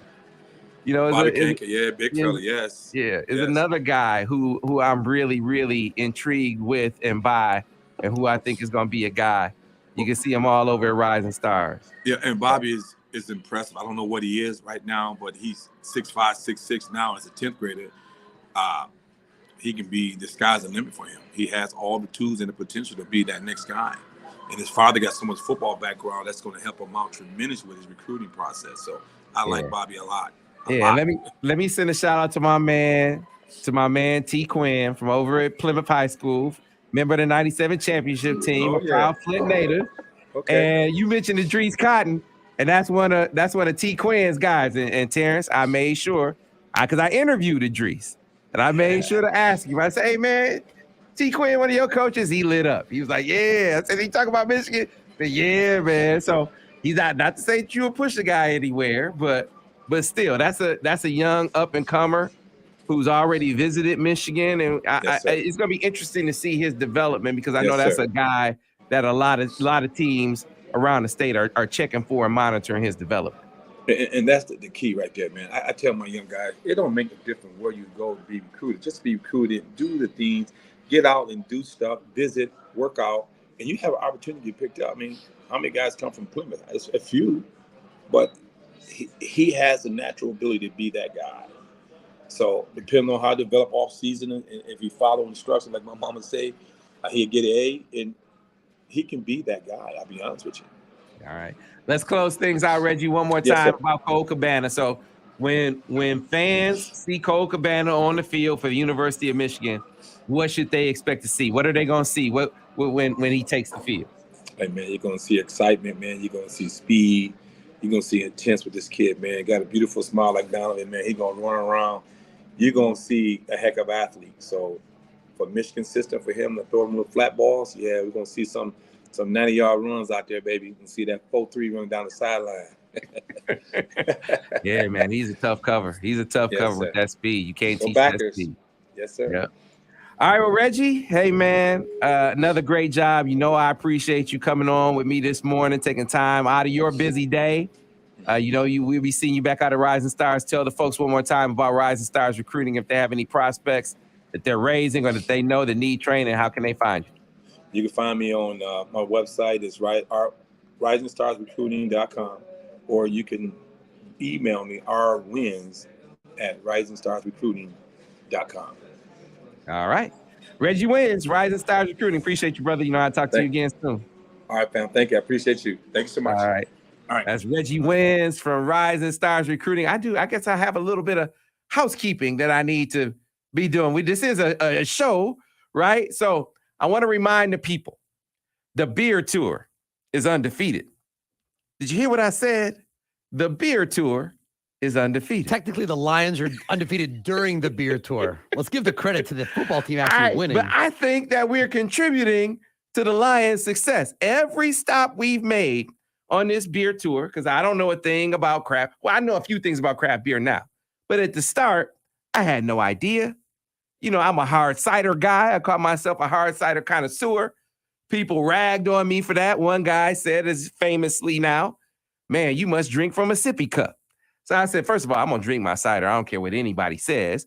But you know what? I'll drink what you drink. I'll give what you drink a try. They said, Sam, you need to have craft beer tries. Okay, well, maybe I'll get out and about somewhere. Well, Bell's Brewery heard about that. They said, you know what? We're going to send you on a beer tour. And you're going to experience craft beer in all of its splendor. And so we've been on a few different stops already. We started out at Monty's right here in town. The next stop on the docket was Dan's Downtown Tavern in Saline. Then we went to Captain Joe's in Whitmore Lake. Last week, we were at the Beer Grotto in downtown Dexter. It was fantastic. And people were saying, well, Sam, they're 4-0 and they're with the stops. Now you got to go somewhere this week. It's Christmas Eve, Ira. I was like, no, well, I'll ask. Well, Michigan Matt said, Sam, you can go out. So we'll be out at Fraser's Pub this Saturday at 1 o'clock, rooting on those Leos, seeing if they can push the beer tour's record to 5-0, continue that playoff push. And if the Lions win, and that's coupled with a Washington loss and a Seattle loss, the Lions are in the playoffs. You believe it? I predict the Lions had to have 10 wins before the season. When they started out 1-6, I didn't think there's a chance in hell they were going to get there. Now it looks like they have a good chance of doing so. And the beer tour is a part of it. So come on out. Join us at Fraser's Pub right here in Ann Arbor. 1 o'clock on Saturday is when the fun all starts. And I'm going to see if a beer can unseat my new favorite from Bell's, the Hop Slam, which is outstanding, by the way. I've been trying different craft brews. I'm going to try some more this Saturday. Hope to see you there. We got to get to a break. In the meantime, when we come back on the other side, we're going to be joined by Amir Herring. We still have the king of Philly, Phil Martelli's going to join us, previewing the matchup with UNC. So we got a lot still to come here on the Michigan Insider on Sports Talk 1050 WTKA, The Ticket.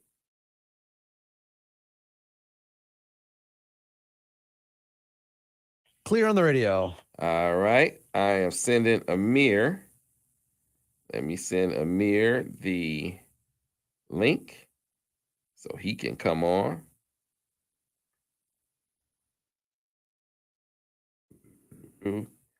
I know this is live, folks, but you got to bear. This is also a break. This is the kind of thing that we do in the break. Apologies to you. Bear with me as I get my man Amir on the docket.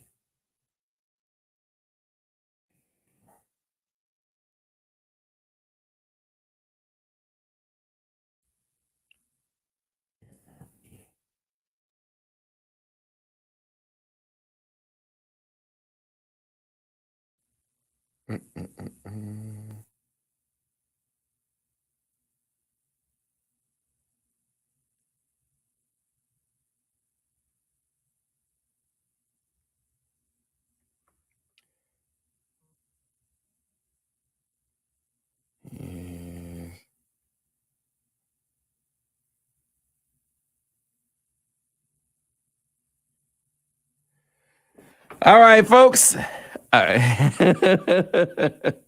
All right. My man said craft beer is overrated. Hey, man, I didn't know a thing about craft beer.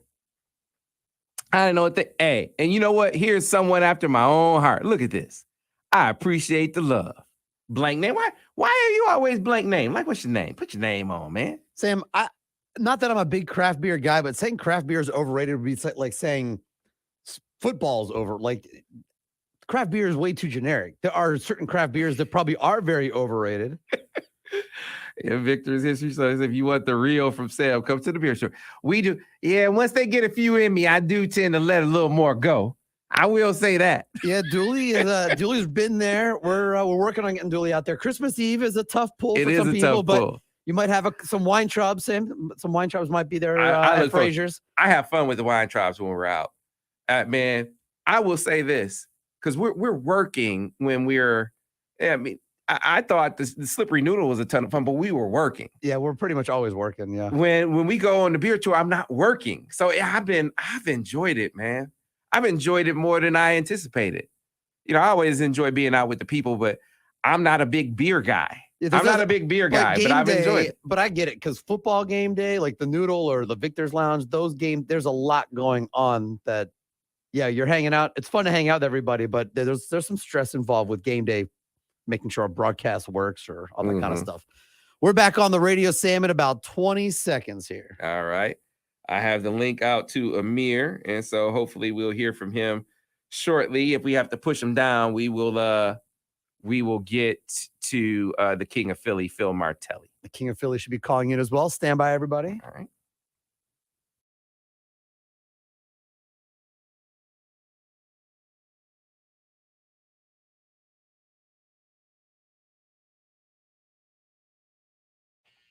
And back on the radio in 5, 4, 3. And we are back, folks, here on the Michigan Insider Sports Talk 1050 WTKA online at WTK.com.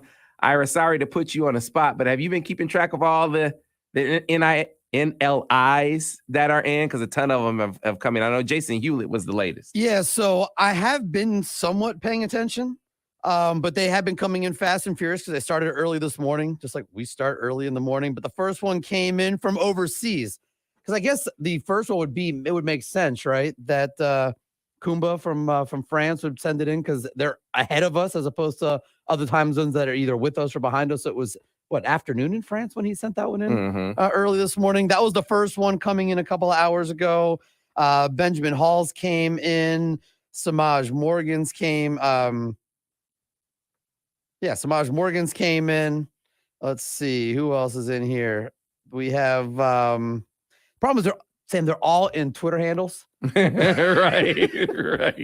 If Michigan could have added the names too, because some of the Twitter handles don't match. Right. So there are a bunch in. Adam Samahas is in. Evan Links is in. There are a bunch. If you go to @UMichFootball on Twitter, you can see all of them as they come in. There are a bunch that are in. I apologize because I'm starting to get into where there's some of our Twitter handles and if your Twitter handle has nothing to do with your name, it's gonna throw me off a little bit. Right. I hear you. Now this is always one of the most fun days of the year. It's a lot of work. I want to let you guys know, kind of give you the slate. We are gonna cover the Jair Hill announcement. We're gonna cover it live. Right. What time? That's at 3:00 Central, 4:00 Eastern. From there, we are going to do a live broadcast from 5 until 7 on Ticket TV. On Ticket TV, right? So you can follow it on YouTube, on Twitter, on Facebook Live. We're going to have several guests. Jason Hewlett's going to be on in that period. Roderick Pierce. The flip from Wisconsin is going to be on. Cole Cabana is going to be on at that time. That is filling up. That segment is filling up.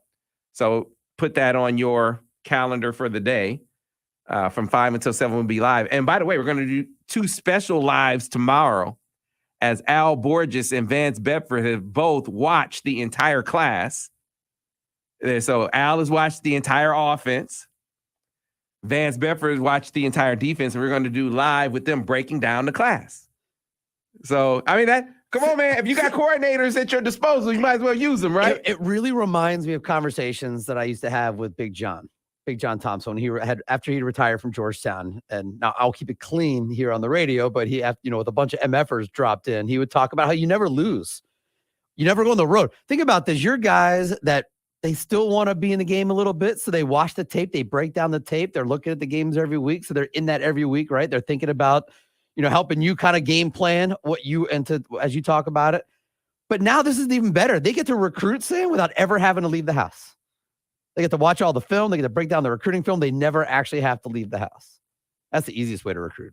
All right. And it keeps them in the game. It's going to be fun to hear what their thoughts are, because I know how deep they go with the Sam, I know how deep they're going with the breakdowns of like the Big Ten championship game and Ohio State and now getting ready for the college football playoffs. So I can imagine what they're going to do for recruiting. So that's going to be fun tomorrow. Right. All right. So we got another guest on.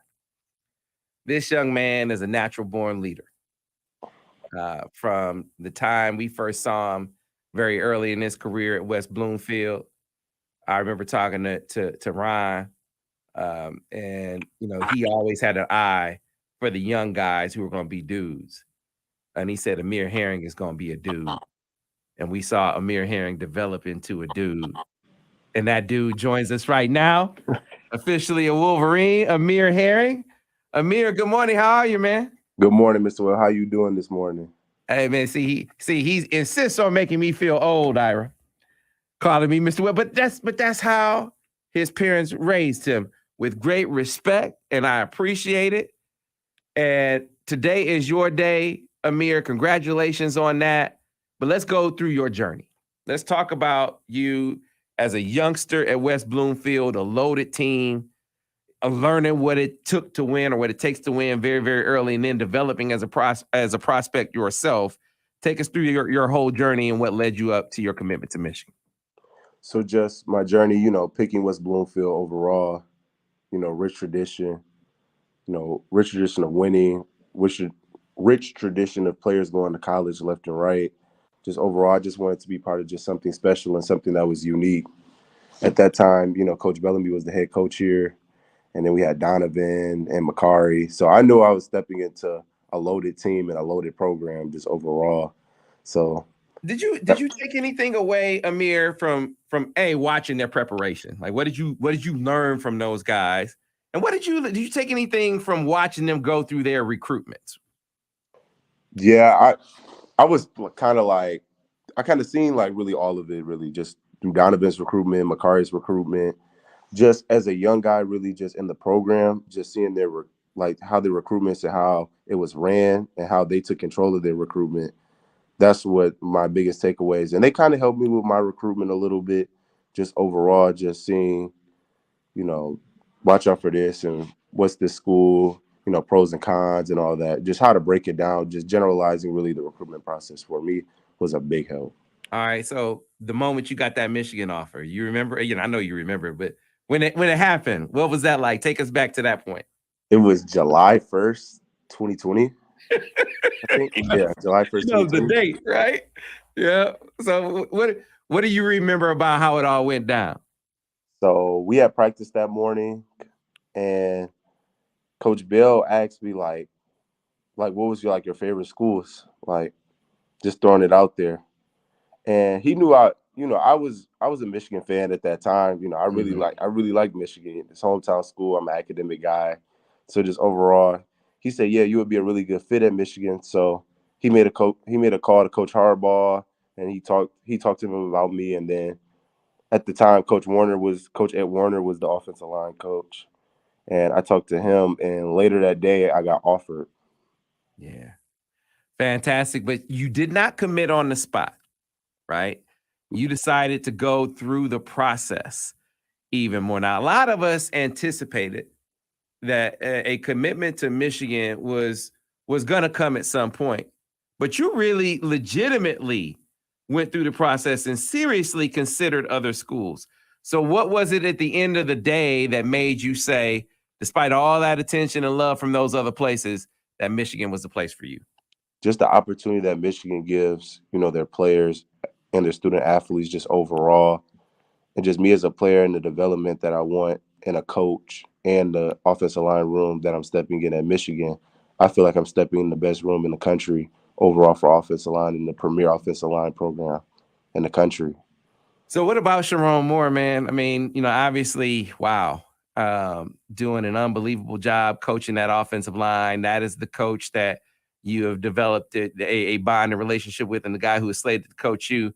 So tell us about your connection with Coach Moore and what you think about him as a coach. Now, I really love him as a coach.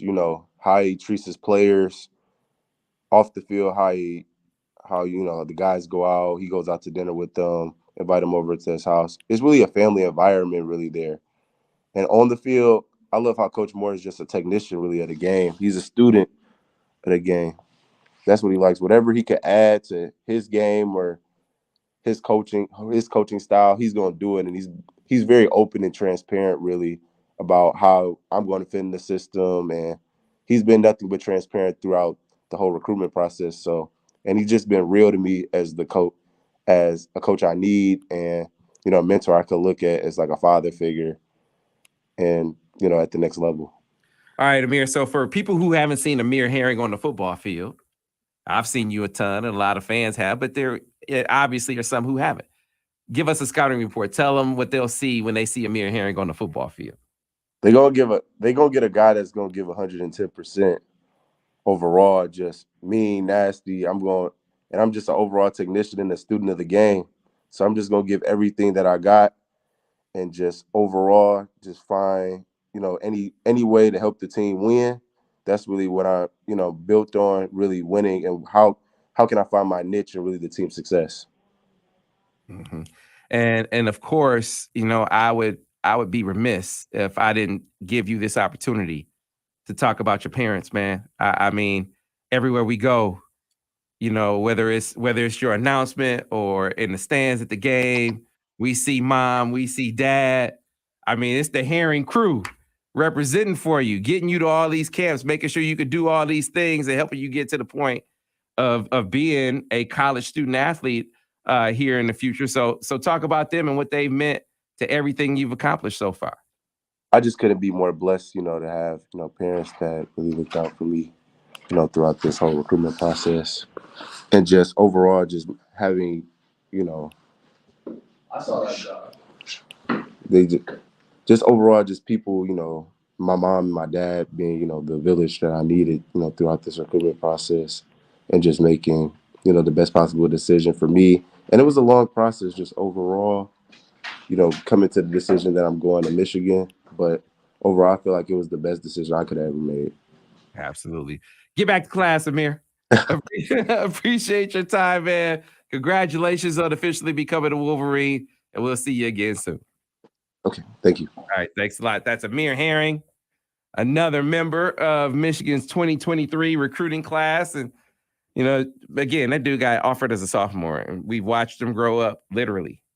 And so it's just great to see it all come to this point. Joining us now, we segue to talking to the King of Philly as they prepare to take on the Tar Heels of North Carolina, coming off of an effort where I felt like from an offensive standpoint, we saw another step forward for some guys, namely, guy we've talked about a lot on this segment, Kobe Buffkin, to reflect upon the victory over Lipscomb and look ahead to North Carolina is our good friend, Phil Martelli. Phil, good morning. How are you? Good morning. How are you? Doing great, Phil. And so, I think when people saw Lipscomb on the schedule, they were like, okay, yeah, they chalked it up as a victory, not really understanding the offense that team, the very disciplined offense that team brings to the table. They can hit threes. They're going to backdoor you to death. They got some vets on the squad in the backcourt. They can be a tough cover, especially for a team that is finding itself defensively. And I think we saw that come to fruition in that game last week. All of that is absolutely positively true. And then add in the fact, talk to any coach in America and even watch these results. The most difficult game that you coach all year is not a championship game. It's not a road game in the league. The most difficult game to coach is post-finals. post finals, and then right before that Christmas break. Now we're obviously everybody's going to say, well, you have another game. Yeah, but this is a different animal. Like it's Carolina, it's the Jumpman Classic. This is an extraordinary experience. The last couple of days here in Charlotte, the game at home, they're kids. No matter how old, no matter how experienced, no matter how polished they may seem, doors are indeed. We've talked about this whole idea of, that rush of finals, and they all think they're going to make up, or they're going to continue their great work for 15 weeks, whatever it would be. And then on top of that, the absolute positive discipline, cerebral discipline that is needed against a team like Lipscomb. Watching the film, preparing, I sensed the challenge, and it was all that. And I'll be honest with you, I kind of, when I'm on the sideline, I'm trying to get a feel. And very early in the second half, I got a little bit unnerved because I thought, you know what, this is going to turn. This game's going to turn, and we're going to have to really battle. And that's exactly what we had to do. And I also applaud the crowd, because rather than murmuring and letting their nervousness come out, they supported us when we were down 4, and then Terrence Williams hit a big 3 in the middle of their zone, and M1 in the middle of their zone. So thank you to everybody.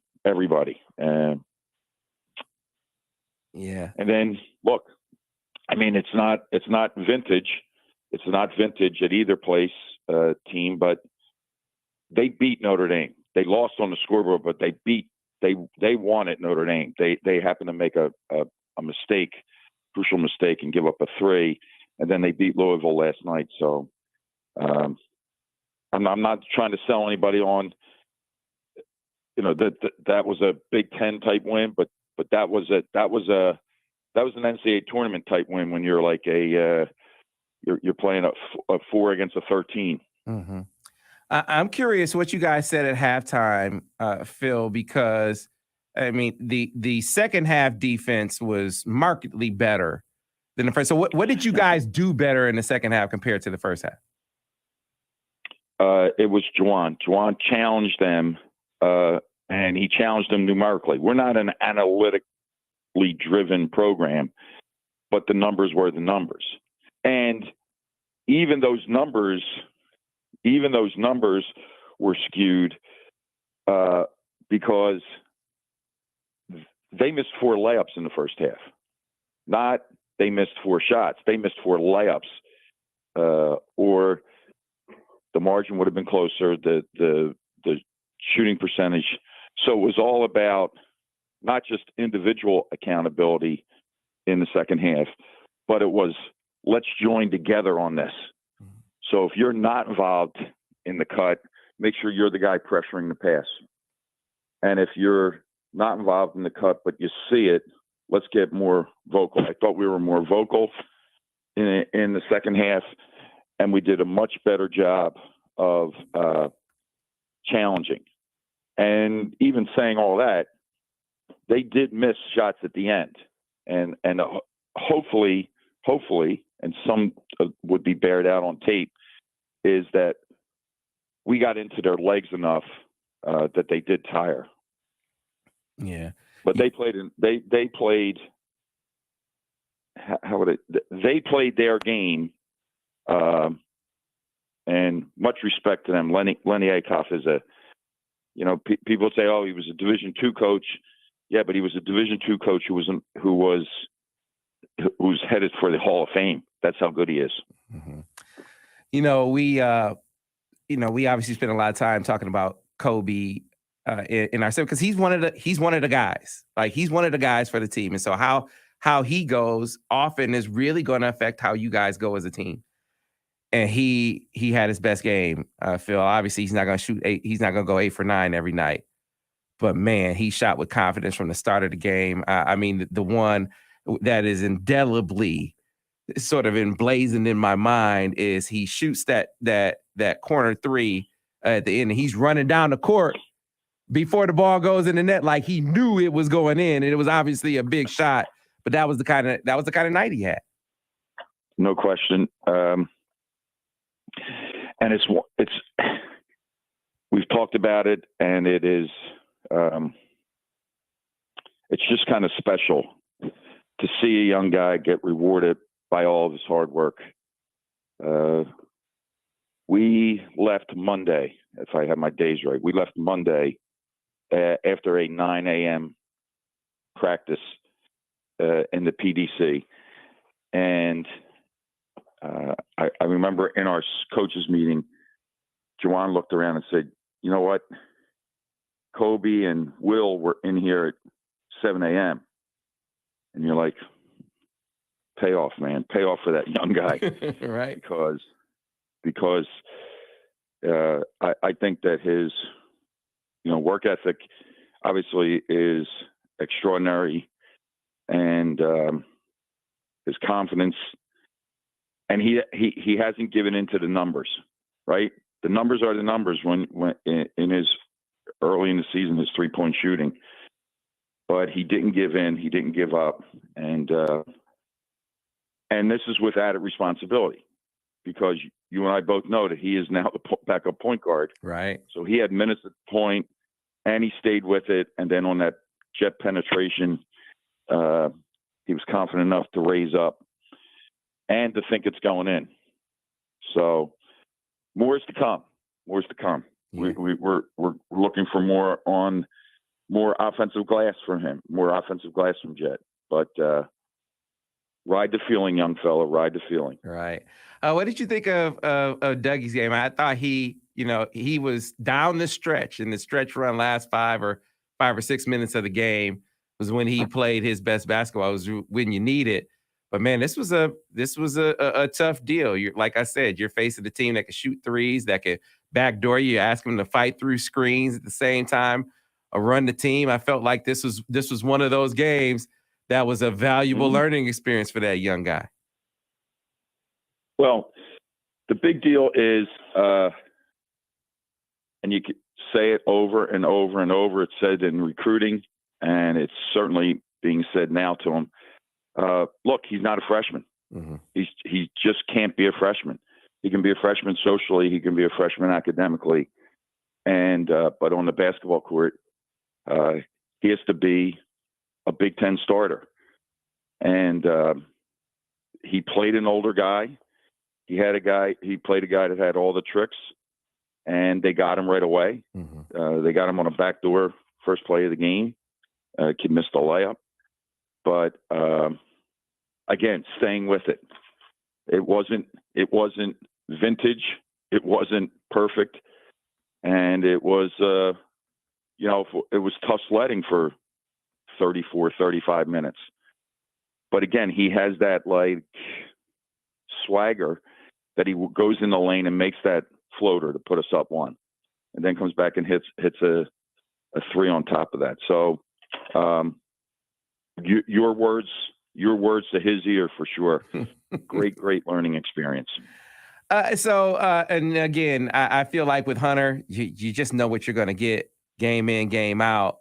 I'm curious what you guys thought in the aftermath of the number of shots he got in this game. I asked that question because it was a topic that, as I was doing my show with Tim McCormick, he brought up. He's like, man, they got to get Hunter more shots. And so I'm curious if that was an observation that you guys had coming out of that game. He was 6 for 9 from the field, obviously very efficient, 15 points and 7 boards in the game. What did you think of the game he had? Hunt to me is, he's a unique guy. He is an All-American that we've run an awful lot of offense from through. The calls were there. It's just a crowded floor. Mm-hmm. Right now, it's a crowded floor. Now, Kobe makes the corner jumper. We're going to see a different floor. Jet continues to be one of the elite shooters in the league. then it's a different floor. We have to get more balance on our floor. It sounds crazy, but we have to get more balance on the floor so that he has more space to operate, so that he could get more shots.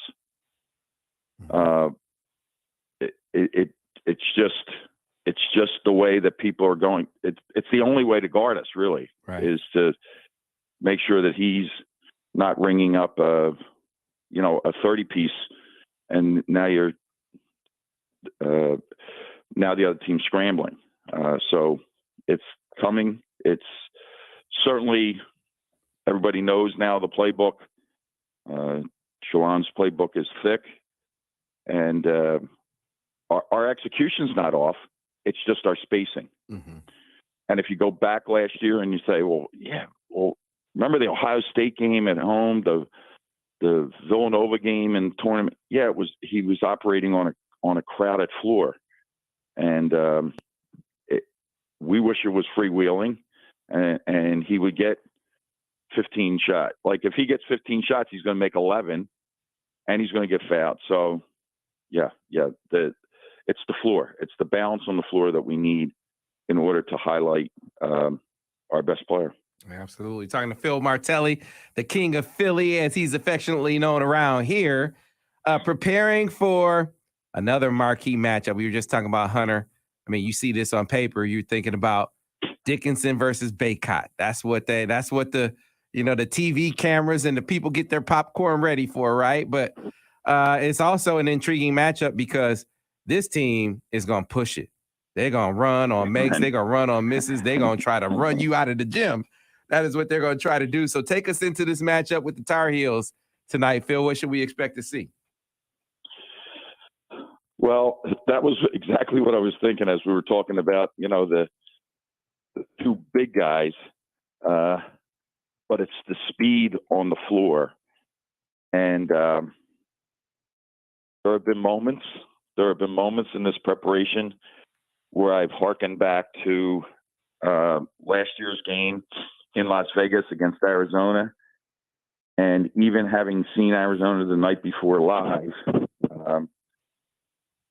all of a sudden the first possession, their speed was absolutely overwhelming. And I realized that in that Arizona game, they had the 5 fastest guys on the court. That's not even talking about their depth, but they had the 5 fastest guys on the floor. And that was going to be the case for 40 minutes. And that was the result. It was not a pleasant beatdown. In this case, you're right on point. Carolina is Carolina, no matter who's on the sideline, no matter really who's wearing the uniform. They're running aggressively, and they're running to make you quit on every single solitary play. That's an area. Obviously, everybody watching, focus on the up and down, and we want to stay with that for 40 minutes. You know what? Empty our tanks. Take a couple days off. Enjoy your families, which you will. Everybody should. But for 40 minutes, let's go at this aggressively and intellectually, and not just randomly running around. The second thing that is a really, really big deal is their number of foul shots compared to the number that their opponents get is stunning. So there's something to pick from that. So maybe because their depth is not, it's still being fleshed out. They're using freshmen. They have an injured player, Jalen Washington, working his way back in. So they're starters, and they're all obviously terrific players because they all played in the national championship game last year. They're not going to foul. So we have to be able to run offense, complete offense, because one of the ways to slow a team down is make them take the ball out of the net rather than take the ball off the backboard or turn it over. We cannot foul in this game. We don't want to just be wildly aggressive and all of a sudden they're in the one-on-one with 11 minutes left, 12 minutes left in the halves. So we want to keep them off the foul line. We want to keep them in the half court And then offensively, the anticipation is that they'll try to physically challenge Doug, because Davis and Love are older, and Love obviously is a bigger guard. So we want to make sure that we are efficiently running offense. When we looked at last year's game, Hunter got his fourth foul early in the second half. It was a 2-point game. Mm-hmm. Musa had been terrific in the first half, but they did a maneuver on the ball screen that really impacted us, and we've spent a lot of time zeroed in on their what we call an ice maneuver on the ball screen, and we've had particularly sharp preparation since we've been in Charlotte, and I'm looking forward to that for 40 minutes tonight. Just a quick word on Baycott specifically about that young man and his game. And then just from a strategic standpoint, I don't know if this is giving away trade secrets or not, but you were talking about, hey, you want Jet more on the offensive glass. And I'm just curious from a strategy perspective, are you having your guards and wings be as active or try to be as active on the offensive glass in this game? Or are you telling guys to get back against a team like this, that, like you said, they're going to try to run you out the gym? Well, we're going to try to stay to what. First of all, Baycott, you're spot on with that. Like the numbers are 8 foul shots a game, 5 offensive rebounds a game. So it is extraordinary. His shooting percentage, at the rim is top 3-5 in the country. So that is a challenge. And last year they featured him with the idea of going at Hunter. But I think on the glass, we have to identify some of our strengths. Mm-hmm. So I've said we've had this conversation before. Terrence Williams, everybody stop for a second, blink your eyes, and okay, what's the first thing that comes to mind? And you say, well, he had 2 tip-ins against Tennessee's front line that sent us to the Sweet 16. Yeah, guess what? In conversation with Terrence Williams, that's been brought up. What's he do Saturday? 4 offensive rebounds. Mm-hmm. So we have to get somebody on the glass. Hunter is Hunter. He's not going to, use fleet feet, so to speak, to get around anybody. But we need that other guy to crash down on the glass. And maybe it's another half guy. It doesn't have to be Jet on every play, but there are going to be plays where it could be Kobe, it could be Jet. Our first point of emphasis is transition, and then with intelligent offensive glass attack. All right. Well, Phil, appreciate you taking time out of your morning on a game day, no less. Really appreciate the insight and perspective. Good luck tonight, and man, have a Merry Christmas. Really, really, I can't say enough how much we appreciate what you mean to this show and the great job you're doing for Michigan. Hopefully you get a chance to soak up some family time here over the holiday season. I will do all of that. And I really appreciate the opportunity to spend time with you each week. And to everybody, Merry Christmas, Merry Christmas. May these holidays be full of laughter and love. Absolutely. Well said. Phil Martelli, the king of Philly. Folks, we got to get to a break. When we come back on the other side, we will jump back into signing day on the football side of things. And we're going to be joined by my man, my guy, my brother from another mother, Mr. Alan True, one of the national recruiting analysts from 24/7 Sports in Michigan. I mean, look, Alan is always a feature on this show when we talk about Michigan recruiting, but with the increased footprint emphasis, probably feels like old times for old Alan True talking about Michigan recruiting. So we're going to get into that on the other side here on the Michigan Insider on Sports Talk 1050 WTK, The Ticket, the official voice of University of Michigan Sports, Ann Arbor, a Cumulus station. And we are clear on the radio. We are clear on the radio.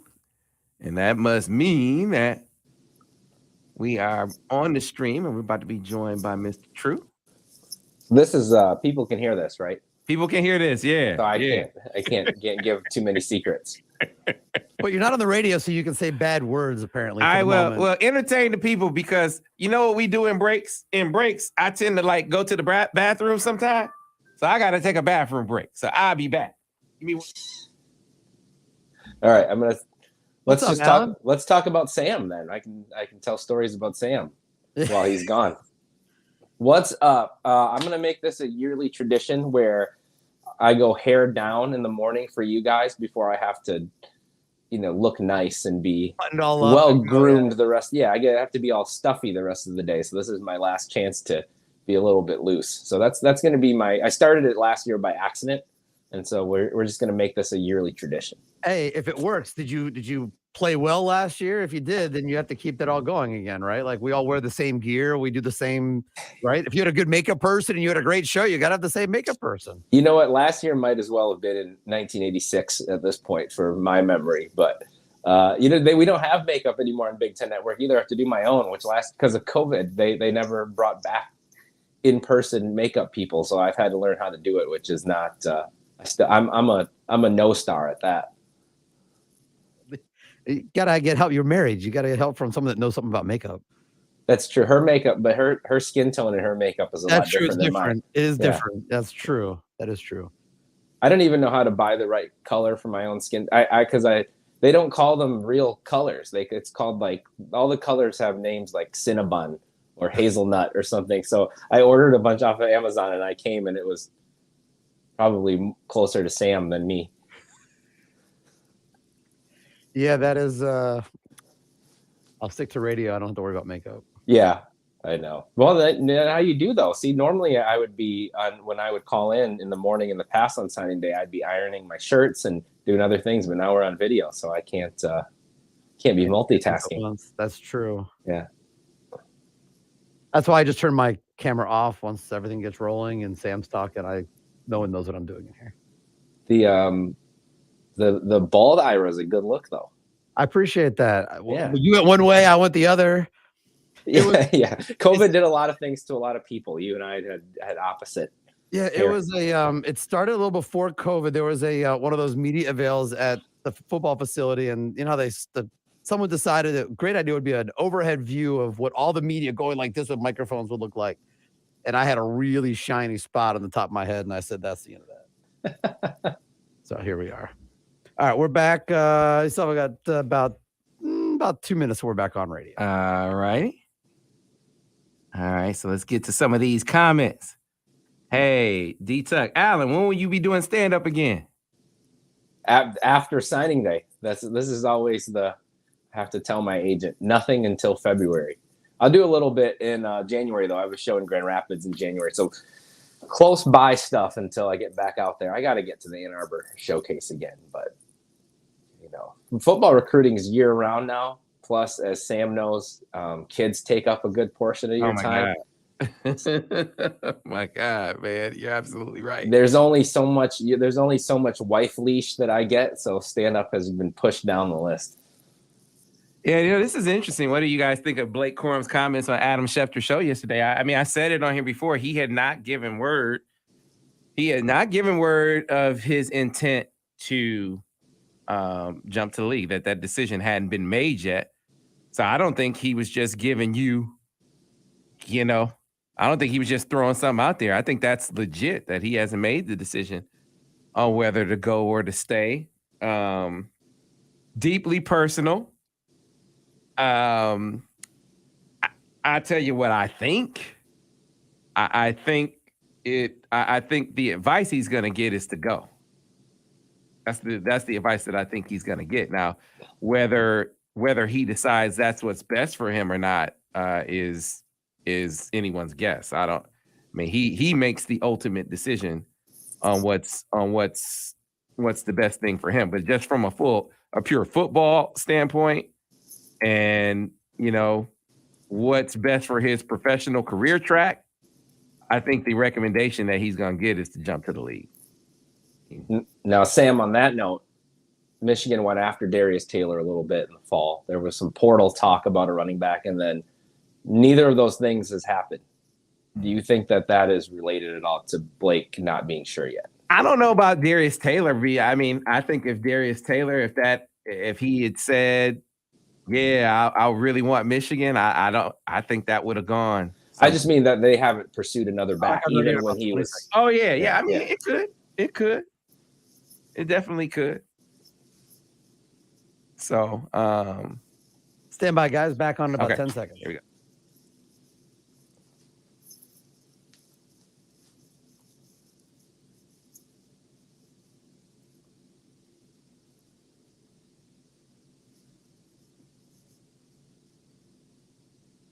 Ira said, put Frank Gore Jr. in the portal and take him. I bet Frank Gore Jr. would definitely look at Michigan. I don't think there's any question. I know what Jim thinks of Frank Gore Sr. Right. There's no question that dude would look at Michigan.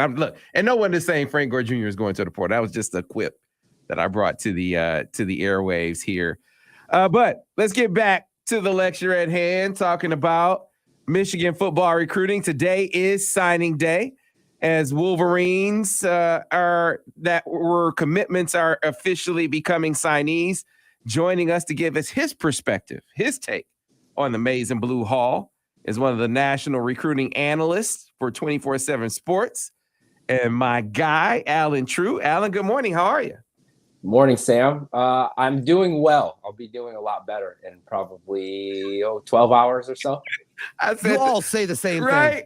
You, Steve, Alan, you all say the same thing. It's because it's the same. You get like 20 minutes to recover, and then it's all over. You got to start all over again. No, listen. Jim Harbaugh could fly to Mars tomorrow and recruit an alien, and I'm not writing that article. That's out of your area, though. That is true. That's not Mars is not the Midwest. I'm not complaining about the playoffs at all. Because you love to be working on that at this time. Now there's an early signing period, so that intensified the workload. Okay, that's cool. We went through that last year. But the portal, Alan, I mean, Michigan's portal activity, and I guess we could start there more broadly because I think it impacts your perception of this class. Is Michigan has been killing it in the portal. Yeah, I think that some of the success that they had with portal guys in the past. It has helped. The center from Virginia, name escapes me right this moment. Oluwatimi. Yeah, I think successes like that convince other portal guys that there's an opportunity there, and Michigan's willing to play some transfers. And I think that the pickups lately have been extremely important. I think AJ Barner, don't just look at the statistics there, because coming into the year they thought he was going to be a huge piece of that Indiana offense. They just had trouble getting him the ball, but that's a super talented, high upside guy there. Yeah, no doubt. Ernest Hausman from Nebraska, the number one player in the portal. I mean, talk about adding to the scrutiny of you guys' job. You also, now you got to rate the portal guys too. But like I said, that affects your perception of this recruiting class for Michigan, which at last check, I think it was at 19, according to 24/7 Sports' rankings. I have to pull it up to see, because that's going to change throughout the day, right? But you add the portal to it, and to me, it's a haul that's top 10 caliber, if not top 10 actually. So, but let's start digging into some of the guys, because I said this probably feels like old times for you, Alan, because it just feels like the Midwest emphasis is greater in this class when you add to it the Ohio element. Let's start in-state, though, with the in-state guys, Samaj Morgan and Amir Herring at West Bloomfield, Alam Samaha, the kicker from over right here at Ann Arbor, Huron, and then, of course, Mr. Electric himself and the highest rated of the bunch, Cole Cabana. Yeah, so I think it's a good in-state group. I mean, you have guys that have played a lot of football at the varsity level. Amir Herring, 4-year starter at West Bloomfield, extremely rare to do that, was a state champion, blocked for Donovan Edwards, has just been extremely reliable every step of the way. I've never gone to a game or been to a camp or an event, and he's been to a lot of them where anybody said, well, Amir kind of had an off day today, or it wasn't Amir's best day. His performance was always exactly the same, and he's gone to the best of the best, Under Armour Future 50 events, and gone against the best in the country. And really, I've he's lost probably single digit reps in 4 years that I've seen at one-on-ones and camps. I mean, he's going to be a really, really good player at Michigan. Samaj Morgan, to me, is another kind of higher floor guy. I mean, he's been so productive in high school, and he's got that competitive element to him that I just can't see him not being productive. And he can do it in so many different ways, because you look at him and you think slot receiver, but he stepped up and shown he can play outside receiver. He can return punts and kicks. They had to throw him in at quarterback this year, and he found a way to make that work. So I like that about him. Adam Samaha, I can't say that I'm a huge kicking expert, so I defer to the experts on that one. And he's the number one guy on Brandon Kornblue's rankings. And then Cole Cabana, I mean, what else can you say? I think they're going to have to find a way to get him some touches immediately, because he's going to step in and be one of the fastest guys on the roster. I think early on, some people thought he was just fast. As he's grown, he's shown that he's much more than just a track guy. He can affect the game in a lot of ways, really can run between the tackles better than people think as well. And he's added some weight to his frame, which he'll continue to do at Michigan, but you just can't find many players, especially up this way, that are running 10.5, 10.6 on the 100 meters. Yeah, you've been all over these guys every step of the way. I want to seize upon a couple of things you said about two of those guys. When you think, if you've never seen Samaj Morgan on the football field, think of what you believe the typical sort of receiver, the alpha receiver mentality to be. And does that not describe Samaj Morgan? He's like that. He's when you think receiver mentality or receiver attitude, he's that guy. And then with Cole Cabana, I think it's just been a matter of over the course, whether it's stepping into camp and CJ Hicks basically profiling him, right? Or people, looking out in Dexter and said, he's just a slot guy. I think that guy, every time he stepped on the football field the last couple of years, I think he's been proving someone wrong.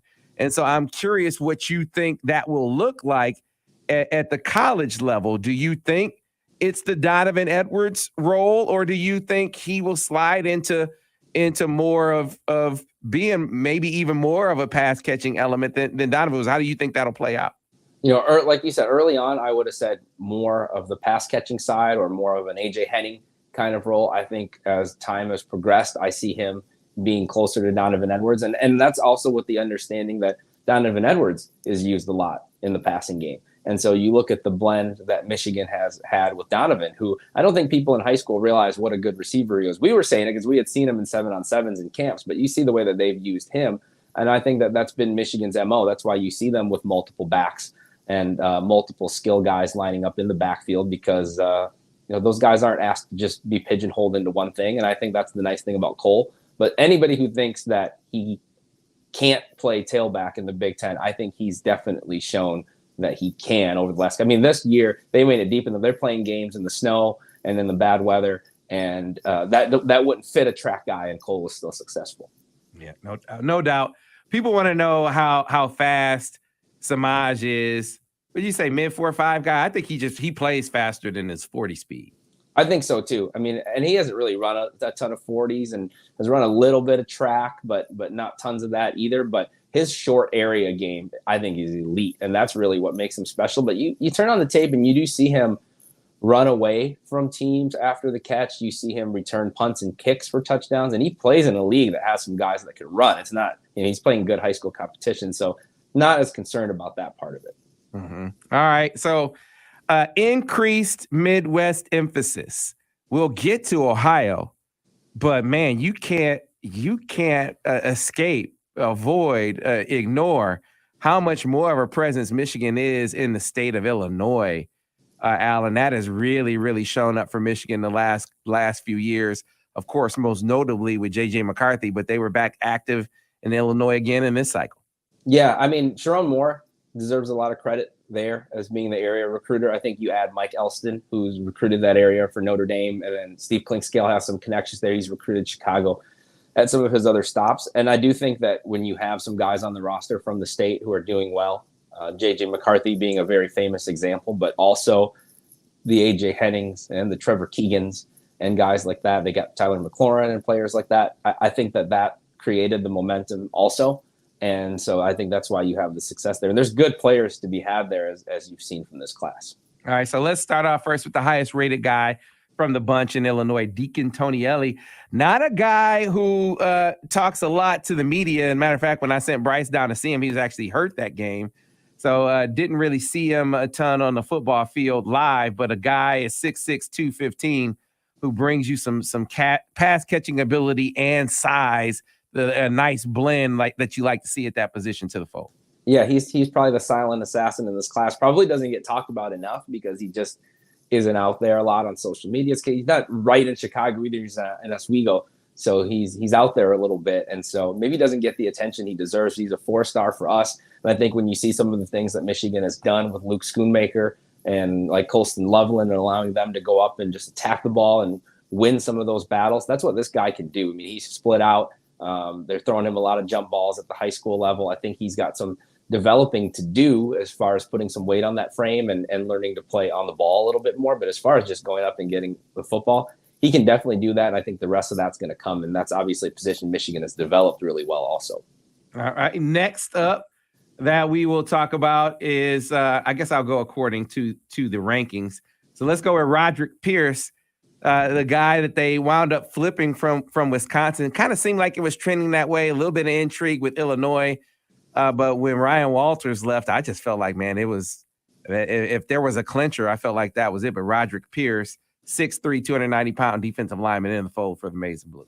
So people will often blame me for the rankings. And this is where I say I don't have the full power to do everything because Rod Pierce would be higher, honestly. Not to throw the company under the bus, but he'd be a little bit higher if I had my full wishes on this one. But regardless of that, really good player and really made a huge jump between his junior and senior season. I mean, I think the difference in the tape is tremendous. You talk to his high school coaches and they know the differences in him. He carries that 290 very well. If you look at the tapes side by side, and I've done this, there's not it looks like Mason Graham's high school tape. And that's what they're telling him that he's going to play. I think he fits that position very well. I think he also gives you the option to move him around a little bit on the line. He could play some nose, he can play some man, he can do a lot of different things, but you're catching a guy on the rise because he's still improving each time out, and the jump between junior and senior year was tremendous. And then, of course, Brooks Barr. This was a guy that Mike Elston seemed to identify early in the process as a guy that he likes, a jumbo athlete, as I call him, along the defensive line. What do you see in Brooks Barr? I mean, this is a big kid, big all around, big hands, just very strong, powerful. I think he's improved a lot because when we first started evaluating him, he hadn't fully grown into his frame yet. And I think as he's filled in, he had a really, really good senior year and was really a big piece of that for his team. I still can't tell you that he might not get a look at offense at some point. I think he has a lot of upside on that side of the ball, but he also kind of fits the mold of what you look at in an odd front defensive end. So I can see him playing that, but I think he gives you some options. That you got to have a kid that big, that strong. I think he's got upside on both sides of the ball. Yeah, that's why, he's not a jumbo athlete from the standpoint of being a tight end caliber guy. So, but what I was thinking was I could see him being an offensive tackle, Allen. I mean, I personally, I could see, I could make the argument that his upside would be even greater on that side of the ball, but you kind of let that play out. I think he gives you some versatility in that way, to wait to see how things develop along the defensive line, see how things develop in recruiting along the defensive line. He's a guy that I think can very easily slot in on the other side of the football. Before we move on from Illinois and go over to Ohio, a guy who you said you don't want to throw the company under the bus when talking about Rod Pierce. If I had a vote, if I were involved in the rankings, Jair Hill would be higher. I think Jair Hill is a guy who could be a difference maker wherever he goes. And I have my crystal ball in for Michigan because that's where I think he's going to pick, even though he didn't put them in his in the top 5 that he named. I'm curious what you think about where you think Jair Hill's recruitment is. That's number one. And then number 2, tell me what you think of his game. So I think, first of all, he's a standout athlete. I mean, he runs 10.8 and 100 meters at almost 6'2", very long. I mean, if you're going to build a corner it's going to look a little bit like Jair Hill with his length and his athleticism, ball skills. Another guy, I've seen him play twice in person in the last 2 years. Also saw him at the UC Report camp in Kansas City. Outstanding at that, tested very well. And then in the games, made plays as a punt returner. I mean, he's a Steve Clinkscale kind of guy. When Steve was at Kentucky, I saw him come over into Gary and recruit Lonnie Johnson. I think there's some similarities between those two, and Lonnie's still playing in the pros. As far as his recruitment, I'll just say this. There was a period in time where my wife thought I was getting ready to propose, and I was upset that she knew it was coming. So I kept talking about how much I didn't want to get married. And then when I actually proposed, she was really surprised because she had been telling everybody that I had been talking about how much I didn't want to get married. So I don't know how you put those two stories together, but I'll just throw that out there. I see what you just did there, Alan. True. I think that Jair, again, as a corner, I think could be an impact guy. What I don't know, what I can't quantify is, from stepping in, and you compare him to a guy like Will Johnson, who's a different athlete, but I'm talking about Will had you knew he, from an early enrollee standpoint and the standpoint of being a guy that, coaches, had been in his ear from the starting point, from 8th grade. He's in contact with college. So you just knew he picking up the scheme it was going to be quicker than most freshmen. And so that's the thing with Jair. Wherever he goes, and I happen to think it's going to be Michigan, it'll just be a matter of how quickly he picks up the scheme. Because once he does, man, I think he's an impact guy. Let's move over to Ohio. Alan, you didn't really have to cover Michigan much when it came to Ohio recruiting, right? It seems like that's changing in this cycle. It's changed a lot. Yeah, for a minute I felt like I wasn't talking to you enough. Like, they're going overseas more than guys from Germany more than they are in my own region. But that's definitely changed. I do think that having some of the staff changes, Steve Clinkscale, Ohio native, big part of that. And I think whenever Michigan's gone into Ohio, they've had success. And now you get the ball rolling again. So I don't think this is going to be a one-year aberration, but I do think that they found some good players in this class. And if those guys turn out to be what we think they're going to be, then they're going to keep going after this type of player in that state. All right, so let's break down the guys individually. 4 in this class from the state of Ohio. Let's start out with Breon Ismail from Princeton High School in Cincinnati, Ohio. Where do you think he fits in positionally for the Maize and Blue? Yeah, so when we first saw him, he was really playing more wide receiver. I think we saw him at an Under Armour camp pretty early on, and he was running around catching passes. Has always had some height and some length to him. Just wasn't sure where he fit in. He filled in the last couple of years and then transferred schools to Princeton and had a really good senior year. I think this is where you really saw him blossom. He was able to add the weight. I think he focused more on the defensive side of the ball. They used him, I think, in some creative ways. He's played middle linebacker. He's played some Sam. You see him stand up on the outside of the line and rush off the edge. I think he can do all of those things. Ultimately, I think he's probably an edge rusher. I think you're probably looking at a Jalen Harrell kind of guy out of high school, but I think he gives you some options because now he has that experience. Was surprised to turn on the film and see him playing some Mike. And so I think they're going to get him on campus and just figure out what best to do with him. But he's a guy who, again, when you talk about trajectory and other guys in this class who have steadily improved throughout their high school career, I thought his senior season was a big jump. And that's why you saw schools like Michigan enter the picture a little bit later. All right. A guy I'm really intrigued by, Alan, you talk about this kid is going to be an early enrollee, which I think is huge for his development, because the one thing that I wonder about with Cam Calhoun is about his size when it comes to his ability to be a contributor as a freshman. But getting in early, that gives him some time to pack on some muscle. And, you add 10, 15 pounds, suddenly I'm looking at Cam Calhoun as a guy who could be a contributor as a freshman. Yeah, I think that is probably the only missing piece, as you mentioned, but he's got the frame. I've seen him in person. He's got the ability to add that weight. I think he'll do it. Don't know how soon, but definitely a really, really good player, and another guy who really kicked it up a notch as a senior. 14 career interceptions which is a school record at Winton Woods. Actually started out his high school career as a wide receiver. And so you see some of those ball skills. And he didn't just intercept passes. He ran several back for touchdowns this past season. And when you look at the mold of corner that Michigan's tended to like, another guy with some length and some height and some size. And but I think those ball skills and those anticipatory skills to get his hands on that many passes over the last couple of years is what really makes him special. Yeah, man. You watch his film, Alan. He is such a high IQ player. It jumps off the screen. You can tell this route recognition, clearly understands where his help is and coverage. You see him make plays on the ball that is it's textbook, man. This guy studies film, right? So I just, that's another reason why I think if he adds the weight, that dude, you're going to see him on the football field as a freshman. From an athleticism standpoint, one of the best athletes in this class, Alan, Jason Hewlett from Cheney High School in Youngstown.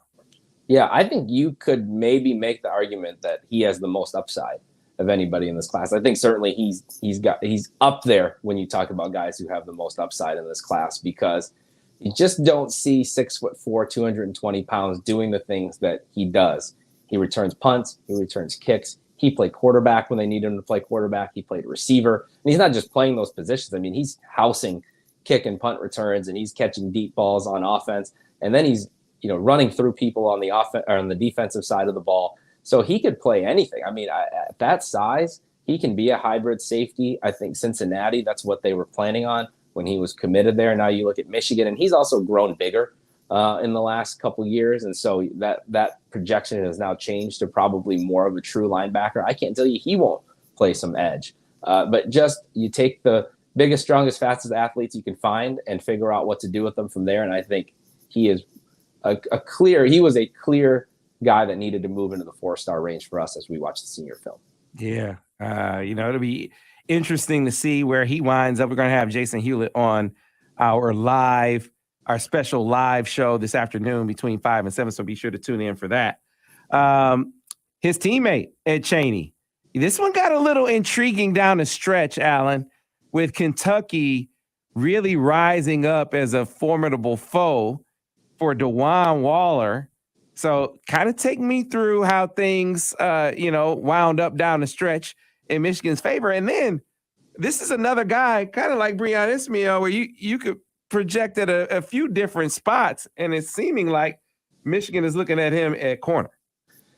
So when he first came on the radar, I mean, he had only 1 or 2 MAC offers, and he committed to Toledo pretty early on, and then other schools started to kick the tires on him as a senior. He took an official to West Virginia, thought that might be where he ended up, and then Michigan and Kentucky jumped into the picture, and that's where things really ramped up. Michigan built a good relationship with him. Clinkscale is a Cheney grad, and once they got Jason Hewlett in the fold, I thought that they would get DJ. I think he may have also been throwing the scent off the trail a little bit with some of the Kentucky talk, but Kentucky does a good job in Ohio, and Vince Marrow does a good job in Ohio. So I think he had some real interest there also, but hard for him to not go to Michigan with his teammate and somebody who he trains with, and Hewlett coming to Michigan and Klink doing the recruiting job and being a Youngstown native. And they're going to give him a chance at corner, and he is big. Now, this is another big, long guy, 6'3", 190 pounds, plays on the basketball team with Jason, very, very good athlete. I don't even know that his film does full justice to what kind of athlete he is. I think you have to watch some of the training video and some of the basketball clips to get a full appreciation for that. I think the question about corner is just what's his long speed, what's his recovery speed. But certainly you love this kind of guy, because if that doesn't work out, there's almost an unlimited number of other things that he could do positionally. All right. Then we move over to the Midlands region, and we're talking to Alan True, national recruiting analyst for 24/7 Sports, and a couple of guys that you have more insight on, I think, than anyone in the country. Starting off first with Frederick Moore out of Cardinal Ritter. I made it to St. Louis to go see him, and this is a guy who's been a riser, a guy who I think has been downgraded in the eyes of some because they saw his early track times that got better as he got deeper in track. But even if he didn't get any faster at all. You talk about a route technician, a guy who knows how to get open. That's Frederick Moore. Absolutely. You go to events and 7-on-7s and the 1-on-1s in camps, and he is carving people up with his route running and his short area quickness. And one of those guys who has the natural skills with his feet, but also the understanding of how to create separation. And so he did that. And then you saw him apply that this season where, he's over 1,000 yards, 67 catches, and went on a tear at the end of the playoffs. In the semifinals and the state finals this year, I think he was well over 400 yards combined in those games, scored 4 touchdowns combined in those games. And so he really turned it up as a senior. He's an 89, so he's right there on the cusp, 3-star, 4-star. I think he's got an argument for the 4-star range, but I think even without that, this is a guy who's going to play. He's gonna be available in the slot. I think you could play him outside, but a guy who gets open this regularly, he's going to be productive in Michigan. All right, let's go ahead and look at one more. And this was one where you felt like when the offer came, it was inevitable, right? But Kendrick Bell.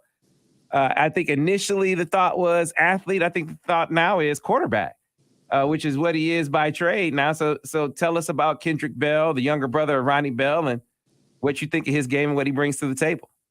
Yeah, not all that dissimilar to Ronnie, who wasn't that highly recruited either, but was a really, really good athlete. And the same thing with Kendrick. They're a basketball family, so there's athleticism there. And he was recruited as an athlete. Some schools looked at him as a quarterback early on. It was some FCS schools and some G5 schools who looked at him as a quarterback. I think that initially the plan was athlete. I think he just had such a good senior year as a quarterback that they now have to give him a shot. And he was outstanding. He was, player of the year, really filled the stat sheet as a passer and as a runner.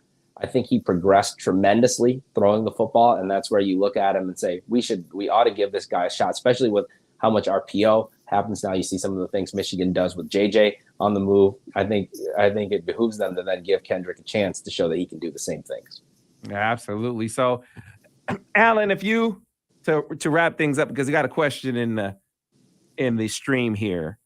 Hey, why Michigan is number 19? Here it is from Jay Brower. Why hasn't anything updated on 24/7? We're still at number 19, right? So the recruiting rankings take into account just the 2023 signees. When you add into what Michigan has done in the portal, how does that affect your perception of this class? Like if you could quantify adding the portal guys, where would you think that puts this class, or how fans should look at it?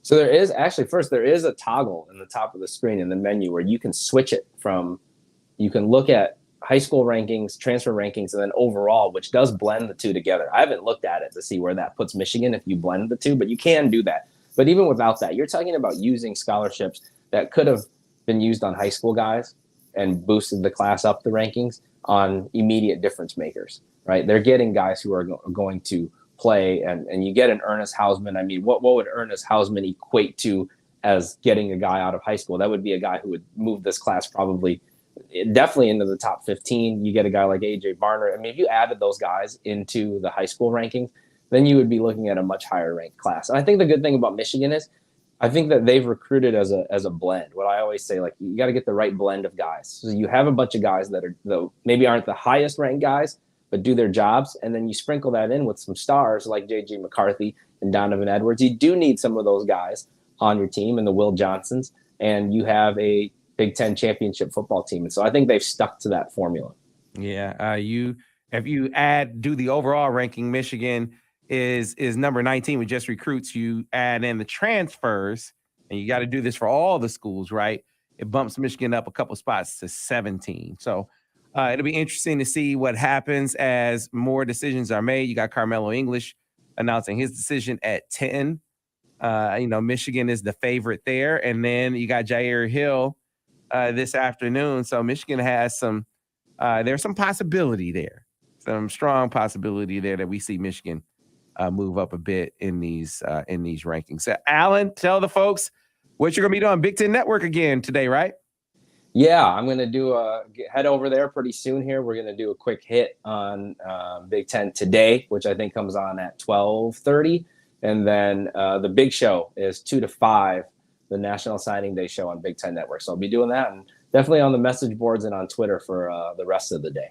As we get out of here, I always have you give a brief look ahead to the 2024 class. What does it look like in the state of Michigan?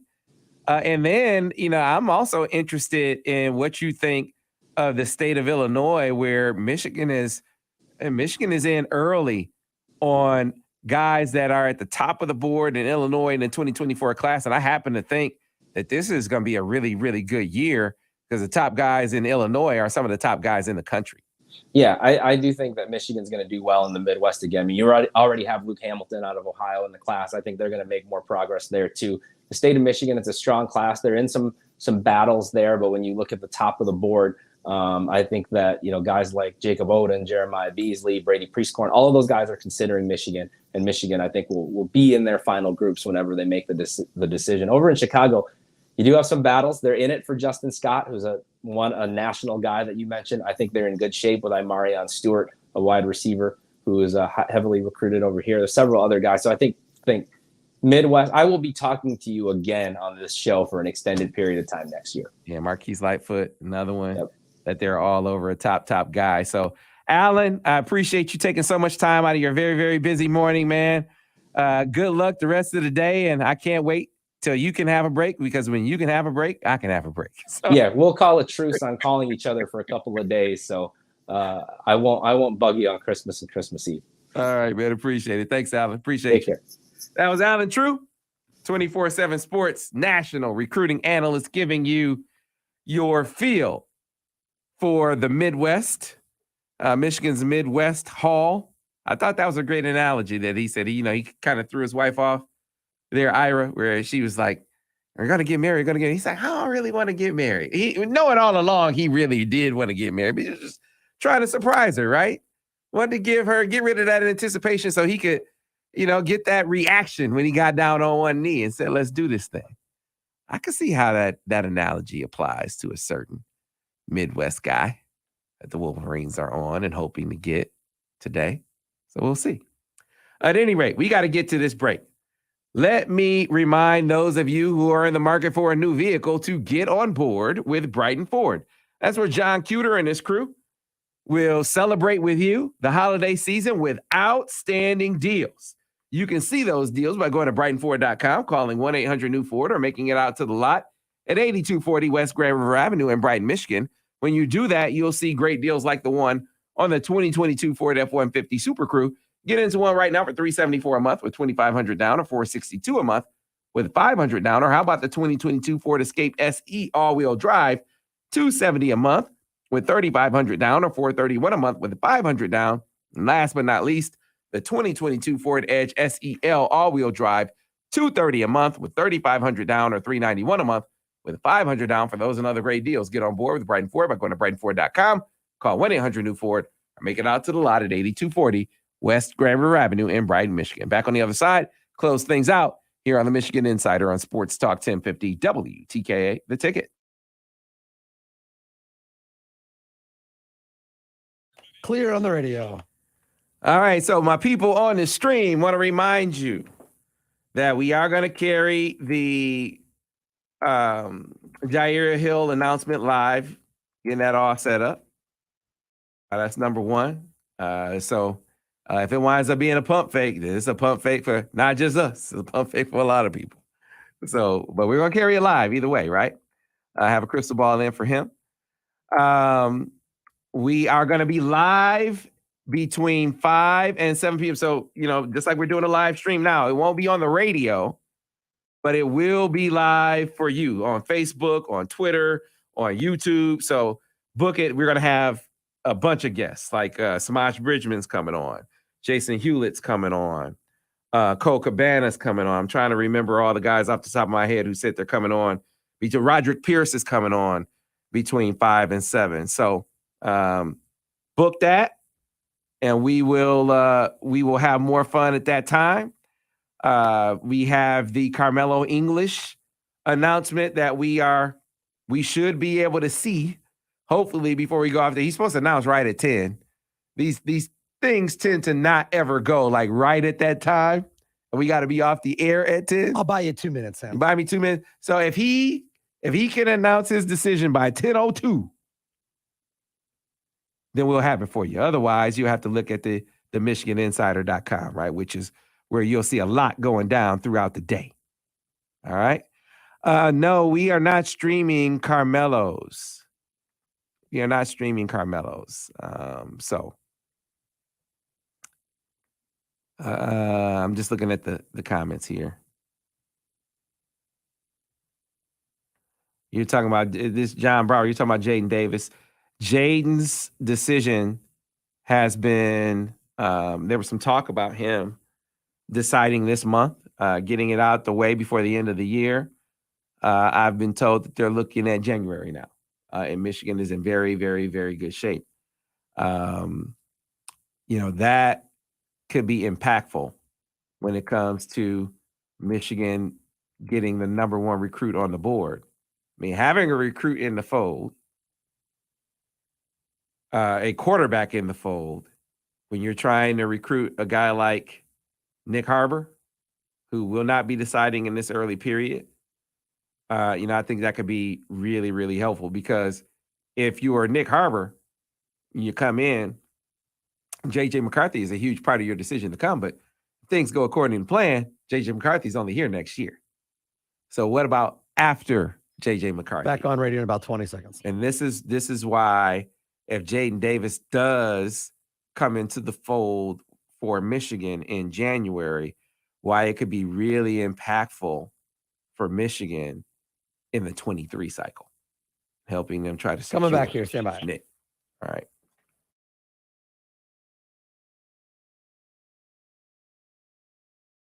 Back on radio in 5, 4, 3. And we are back, folks, here on the Michigan Insider Sports Talk 1050 WTKA, online at WTKA.com. Sam Webb, Mr. Ira Weintraub on the other side.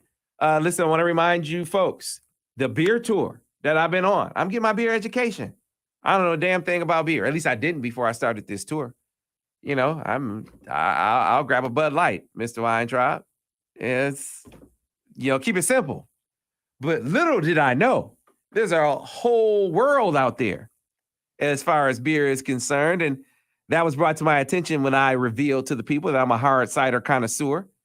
That drew the ire of the hardcore beer enthusiasts out there who accused me of drinking from a sippy cup. They could not deter me from my hard cider. I still have that at every stop, but I've taken up the task of learning a thing or two about craft beer. This beer tour has been brought to you by Bell's Two-Hearted Ale, which I like. I'm a bigger fan of Bell's Hop Slam. See, look at me speaking the lingo. You Look like at me. how it's hop slams you. Yeah, absolutely. Get you there quick, Ira. Get you there quick. That's for sure. Hashtag tipsy tweet. But I'm putting my liver on the line because the Lions are winning. And I think we're contributing to it with this beer tour. The Lions are 4-0 on the beer tour. So because of that, the folks who were out at the last stop at the beer grotto said, Sam, you got to do this next week. I said, man, it's Christmas Eve. They said, Sam, if you need another liver, we'll help you out. You need some help wrapping gifts, we'll help you out. You got to get another stop. I said, well, I got to get it approved from the boss. Boss man said, Sam, you can go out to Frazier's Pub, Saturday at 1:00 to continue the beer tour. So if you're in Ann Arbor, you want to get out and you want to root those Leos on, you want to help me on my craft beer education, come out to Frazier's this Saturday at 1:00. That's where the party will be. That's where we'll be rooting on the Leos in this playoff battle. Lions, if they win and the Commanders and the Seahawks lose, the Lions are in the playoffs. And they're playing a team who's fighting for their playoff lives too, the Carolina Panthers, surprisingly enough, at 5-9, Ira, competing for a playoff spot. Tells you how bad the South is. That division sucks. Yeah. Somebody has to make it, right? Somebody makes the playoffs by default because someone from the South has to be in probably 8-9 wins the division. Right. But anyway, come on out and join us Saturday, Frazier's Pub. Hope to see you there. Gonna have a blast. Let's get back to talking some recruiting. So I got some questions in the break about Nicholas Harbor. Nicholas Harbor, the 5-star athlete, track star, receiver, tight end, defensive end. I mean, the sky's the limit for this guy as a ball player. His track as a football prospect is affected by his track on the track, right? He wants to be an Olympic sprinter. For those who have visions of him being a defensive end prospect, I understand why. Like, I went to watch him play against Evan Link, Michigan signee Evan Link, who I think is going to be a really good ball player. And he showed you some flashes off the edge. Now, Evan Link had himself a good day, make no mistake. But, Nick, he flashed the kind of overall athleticism that you can see, you feel like is going to translate to him being like an impact guy sooner. I think he's an impact guy wherever he plays at the college with development, right? But you can see it being a lot quicker on the defensive side of the ball, where you could be like, at the very least, early in his career, you can say, hey, go get the quarterback, because he's going to be able to come off the edge like a blur. He's strong. He's physical. On offense, you have seen his route running become more refined. You've seen his hands get better with time. His preference is for a receiver. Here's the middle ground that I think we're going to come to. And I think Michigan is ideally suited for him in this role. I think he's going to wind up being a Kyle Pitts, like, kind of flex tight end. I think that's where he's going to settle. I think he'll start out at receiver, because lining up there, it aligns with his track goals, right? So he'll be able to compete, hopefully in the Olympics. He'll be able to compete on the football field as a receiver, get further refine his route running, right? Work even more on his hands. These two things can, coincide with one another. And then once he comes off of that Olympic track, now you're free to add 20 or so pounds. And you aren't bulking up to the, 260, 270 range like you would be as a defensive end prospect.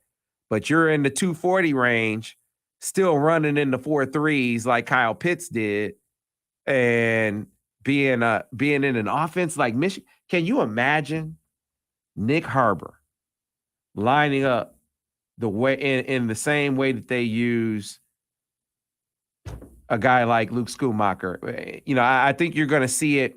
You're going to see a closer, the most reasonable facsimile of what Nick Harbor could be in Michigan's offense. You're going to see on the field from Colston Loveland this coming year and the year following. Because I think Colston Loveland's a 3-year guy. I don't see a way Colston Loveland makes it to a senior season. He's that good. And Colston Loveland is a ball player. Shout out to Jay Harbaugh. Jay Harbaugh is an elite recruiter. I just took myself on a tangent. Think about the guys Jay Harbaugh has recruited. Jay Harbaugh recruited Zach Charbonnet, who's a pro. Jay Harbaugh recruited Hassan Haskins, who's a pro. Jay Harbaugh recruited Blake Corum, who's a pro. Jay Harbaugh recruited Donovan Edwards, who's a pro. Jay Harbaugh recruited Colston Loveland, who's a pro. I mean, the dude gets it done. And if it's me, I just went off on a tangent. If it's me, my new sort of drop him anywhere guy, like I used to do with Sharon Moore, because see, once Sharon became a play caller, I just got all the way off of my Nick Harbor soliloquy, right? But bear with me for a second. One of the great things about Sharon as a recruiter is he can recruit any position, anywhere in the country. So while he was the tight ends coach and he's recruiting tight ends, and he's the Illinois recruiter and that's his area, he's recruiting that, you can drop him in on a Dax Hill down in Tulsa and say, go to work, go get Dax, right?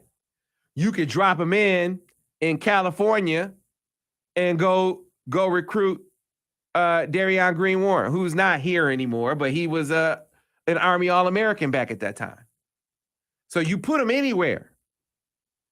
But when he becomes a play caller, and this is not unique to Michigan. This is something that we see all over the place. Your play callers have to become more focused in their recruiting. So position, of course, and then top guys across the board. You just don't have the freedom to use their time to jump them all over the place. So you couldn't use Sharon in that capacity anymore, to just drop him on in a place where you need help. Hey, go recruit this guy. Go recruit that guy. This is a top recruit on the defensive side of the ball. Put Sharon in on that as well. You can't do that anymore. There's just, it takes too much away from his focus as a play caller. We saw, this is one of the things that was explained to me by Courtney Morgan last year, and his strategy and how he deployed Josh Gaddis. He said, man, I'm not going to put Gaddis in, all over the country. He has to recruit receivers. You got to drop him on top offensive guys, but I'm not going to have him recruiting, a full slate of guys like the position recruiters are, position coaches are recruiting. It just takes too much time away from him as a play caller, which brings me back to Sharon. You can't drop him all over the board like you used to. That guy for me is Jay Harbaugh. Any top recruit that I have, if I'm Michigan, if I'm on Michigan's board and I'm coordinating Michigan's recruiting, I'm using Jay Harbaugh. Because that dude can recruit. He's filling in wherever my top recruit is. Well, if it's Jaden Davis at quarterback, Jay has a role. If it's Nick Harbor, Jay has a role. I'm throwing him on all my guys because that dude is like that. And I'm just surprised that he's not getting more mention as a head coach, because he should be, right up there with Sharon and Jesse Minter. If you aren't talking about Jay Harbaugh as the next guy in that head coaching rung, then you aren't paying attention. You aren't paying attention. Getting back to Nick Harbor. Sorry for going off on that tangent. Nick Harbor in the Colston Loveland role would be an animal. Like, to me, that's the pitch. Like, because he mentioned Kyle Pitts. He said, I remember one of the sit-downs, I had multiple sit-downs with Nick. And, he talked about comparisons. So he said, I'm kind of like, people compare me to Megatron and Kyle Pitts. Crazy thing is he's faster than both of those guys right now as a high schooler. That freaky to say? Not hyperbole. He's faster than both of those guys right now as a 10, 200 meter guy. And that was at 235, 240 pounds? Sick that he's that fast. But to me, Kyle Pitts is the best comp.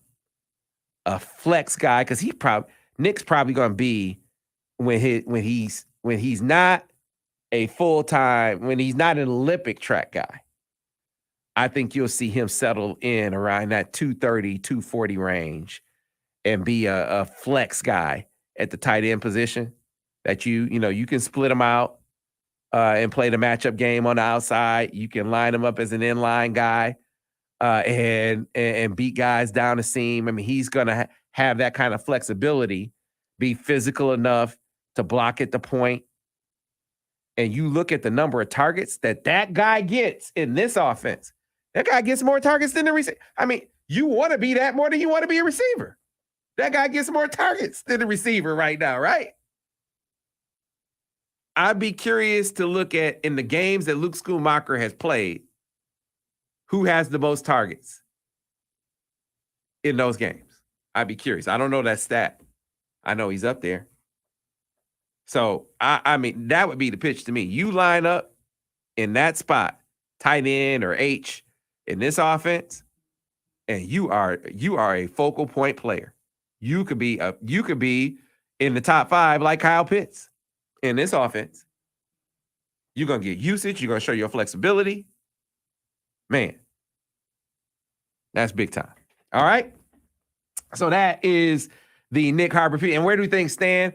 I still think Michigan is the team to beat. And I know Ron Bellamy was down there a couple of times here during the recruiting period this month. You save your Harbaugh piece. I think South Carolina is legitimately the top competition there. I think Shane Beamer has done a great job recruiting him.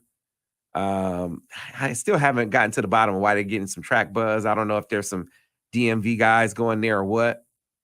But Maryland, they have certainly made things interesting. Medical school, very involved.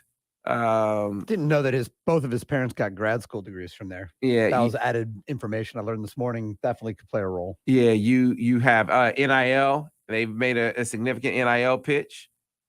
So they're a factor. I still think South Carolina, based on how things have gone over time, is probably the stiffer challenge. But man, you consider the profile of Michigan, the NIL opportunities, which are obvious for a guy like him anywhere he goes. You got the connections there. Mom's from Detroit, track coach is a Michigan alum. Great relationship with Ron Bellamy, connection with Jim Harbaugh. I think Michigan is a team to beat. Now, be a big time help if they had a quarterback in the fold in a recruiting class to help bring that one home. That's where Jaden Davis could really be a major assist in the month of January if they can pull that one in. All right. That'll do it. It is now 10 o'clock. We're going to try to stay on for Carmelo English to see what Carmelo English does. But we got to go. Follow us over on the MichiganInsider.com. Follow us on Twitter. We'll keep you posted. If you need, by the way, real quick, for those of you who are in a gift giving mode and you're looking for a gift for that person who's doing some home improvements around the house, around the property, make it over to Chelsea Lumber. 3 locations to serve you in Chelsea, Saline, and Bridgewater. You can find them online at chelsealumber.com. Any of your home construction needs can be met there. Everything from lumber to tools to work clothes to boots to everything in between. You can find them over at Chelsea Lumber. Great gift ideas as well. Chelsea Lumber, where the home begins. Don't forget, special show between 5 and 7 tonight. So lock that in. We'll have it on the stream on YouTube, Facebook, and Twitter. We'll see you then here on the Michigan Insider on Sports Talk 1050 WTK The Ticket, the official voice of University of Michigan Sports, Ann Arbor, a Cumulus.